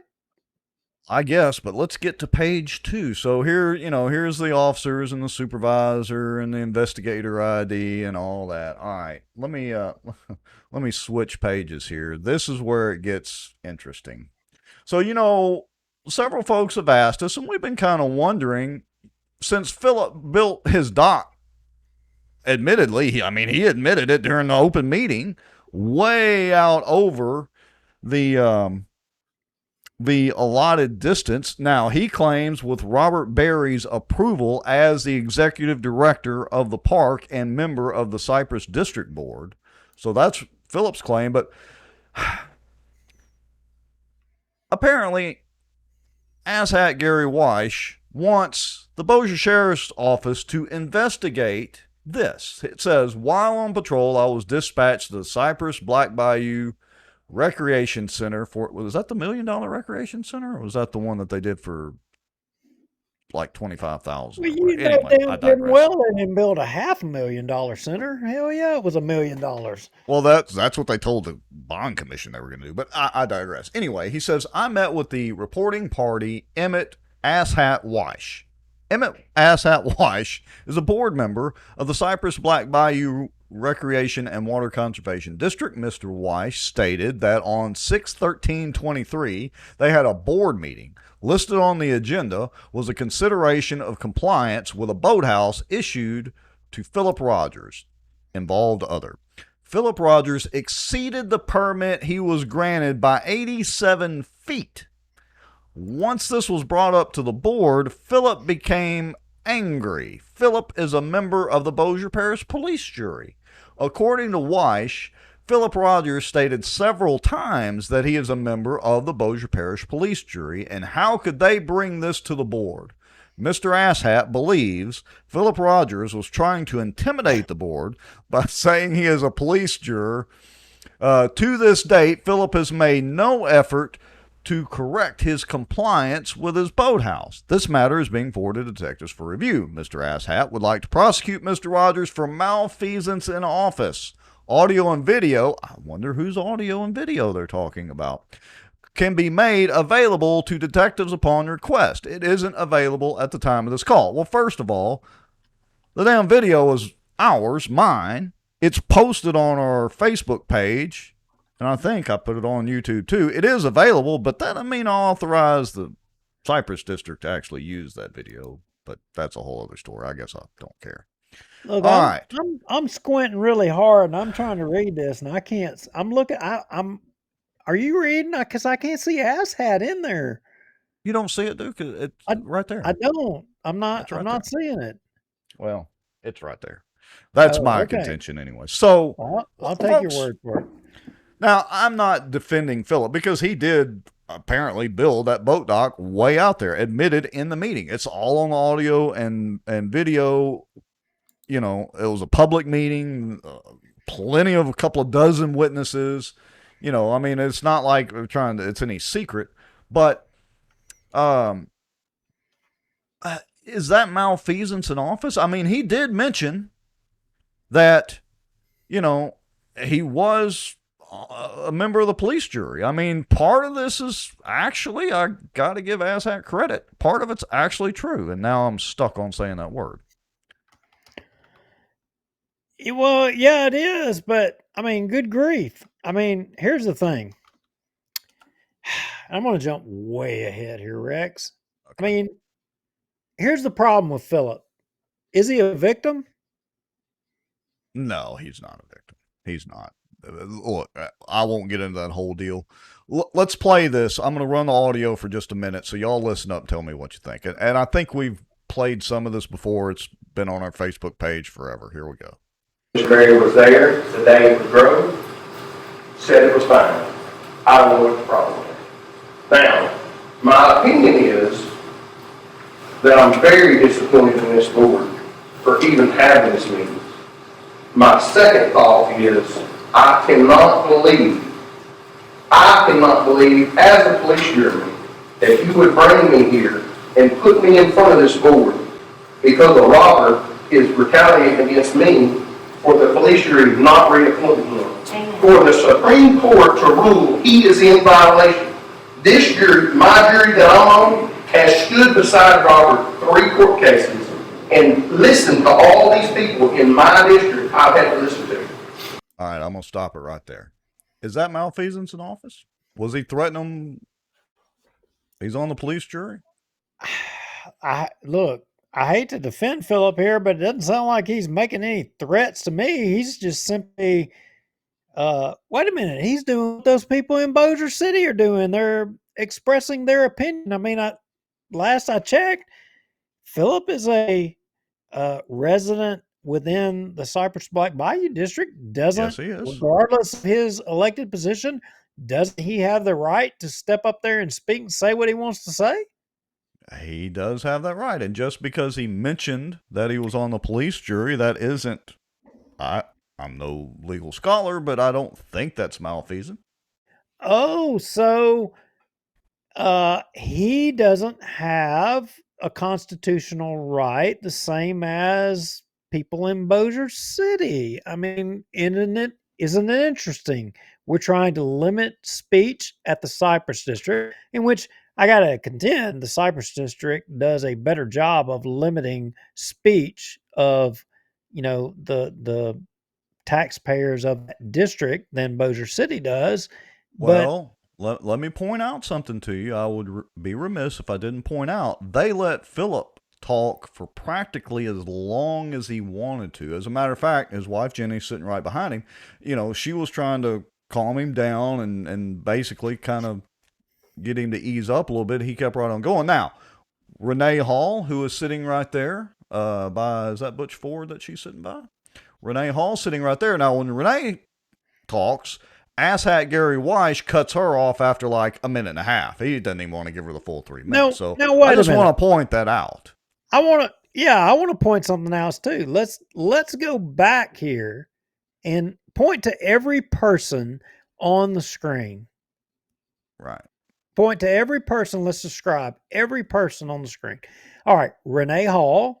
Right. Obviously, somebody who has been enthralled in a lawsuit with this out of control Cypress District, who her and David got the shaft from the Cypress District and arguably the police jury to boot on everything out there pertaining to them and their property. You know, so move on to the next person. All right. Oh, who is that guy? Butch Ford, Oh. parish administrator who lives in Caddo Parish and is appointed to be the parish administrator in violation of the law because he doesn't live in the parish, who sought to try to say that he did live in the parish in a hut down on Lake Bistineau that obviously a gerbil wouldn't have lived in. Yeah, that I don't know. guy. It kind of looks like he's got some relatives of gerbils living in there, but that's a whole other story. Who, oh, by the way, Philip Rogers and Julianna Parks enable to hold that position in violation of the law and have done nothing about it, have not sought anything, nothing whatsoever, nothing, not a peep out of them. Next person. All right. That guy, I don't know who is. He's I the only. I don't remember his name either. It's somewhere in the video, and I can't remember it off the top of my head. He's the only person that I don't know. Right. All right. Let's move around. That guy is a member of the DA's office, Buddy Mondello. Why would Buddy be there? Why does the DA's office have an interest in this issue and what's going on? And look, I like Buddy. Buddy is a friend of mine, and Buddy's presence there is a statement. Buddy lives on the lake. Buddy has an interest in what goes on. I don't know if him and Butch are there to show support for Philip. Maybe not. A little intimidation, maybe. I don't know. Just, throwing it out there. I don't know. And that may not be the case, but the fact that someone from the DA's office is there, that is telling. Next person. All right, next person. Jeff Smith. Jeff Smith is the guy who's been building stuff on the lake, building boathouses and all that, who Robert Berry all of a sudden decided to just cut him off and not enable him to be able to work with all these trumped up crap about this permit or that permit or blah, blah, blah, when he's been doing all of this stuff. When the Philip Rogers pier thing came along, that supposedly Robert Berry was on the pier giving blanket approvals, which I'm guessing, you tell me if I'm saying this correct, was contingent on Philip Rogers and Robert, approving, or the police jury reapproving Robert Berry's appointment to the board. It may have been an unspoken thing at least. Yeah, at least. All right. Next person. Well, Philip himself. Philip himself on the police jury, and the next person. Let's see. Well, his wife behind him. Oh yeah, sorry. There's Jenny. Jenny's a sweet girl. Nice stakeholders. Girl. Yeah. Every freaking body there. Everybody. And Shelley and Philip and you can go watch the meeting. Philip even tried to drag Shelley into it, but she kind of wanted to stay neutral because Shelley was apparently present at some of these meetings with Robert Berry. There's Kelly Long. She's the family law attorney, I think, who is an appointed member of the Cypress board now. And wait a minute, Kelly Long, oh, by the way, who is a person who splits a suite at Louisiana Downs with the judges, or one of the judges, or something or another. I mean, look, I'm sorry, Kelly, you're not even viewed as being somebody who is unbiased or neutral. I don't look at you as that way. In fact, I don't know you, never met you, never even talked to you, but you're not unbiased. You're biased. You're part of the Good Old Boy Network. You're there, girl. Jerry Fowler, who, well, I don't even know what to say about Jerry, except he's got to go. So, I mean, yeah, school board people, that's your guy. I mean, and he's just a rubber stamp for the same old thing. So if all of y'all on the school board, you want free boat stickers and you want free cabins for the weekend, that's your guy. If he's not giving you those, y'all are losing out. You're slacking. Or maybe you're already getting those, and maybe that's why he's still there. right. So maybe right, that there's information is already gleaned. Walt Bigby, who has since resigned. And there's Asshat himself, Gary Weiss, appointed by the town of Benton. Yeah, who was a part of going to the town of Benton, which we have that video. I saw it. It's in our promo. It's in our intro, yeah. Yes, in our intro, him talking about, we didn't agree with Dodie Horton's bill to try to rein in the Cypress district. And so we spent your taxpayer dollars to go and fight against your state representative bringing a bill to bring us in line. Piss on you. All right, there's Alex Vazella herself, highly paid attorney from the Ayers law firm. So we've pretty much gone through it. I mean, I can go, but there were actually quite a few people at that meeting. Let me back up And a little bit. don't they the high paid law firm, isn't it 6 figures a year? Is that roughly right? Yeah, roughly, yeah, about a 200 to a quarter of a million a year. Yeah, so for all of you taxpayers out there, if you're wondering why the Cypress District is important, because the majority of all of you are pissing away all your money on this. Right. It's your dollars, it's your money. You're wondering why your street can't get repaired. You're wondering why you have these problems. Well, it's because these jackwagons, the law firms are milking your dollars. And these jack wagons are enabling them to do it. Yeah. So vote for Julianna Parks to rubber stamp continuing to do the same thing over again. Just go right ahead. Rogers, get on board. Well, I don't know. Maybe Phillips wanting to change now, finally, that it come to his front doorstep. Yeah, maybe he's seen the light. Or the proverbial water under his dock that's 87 foot too long, according to the Cypress District.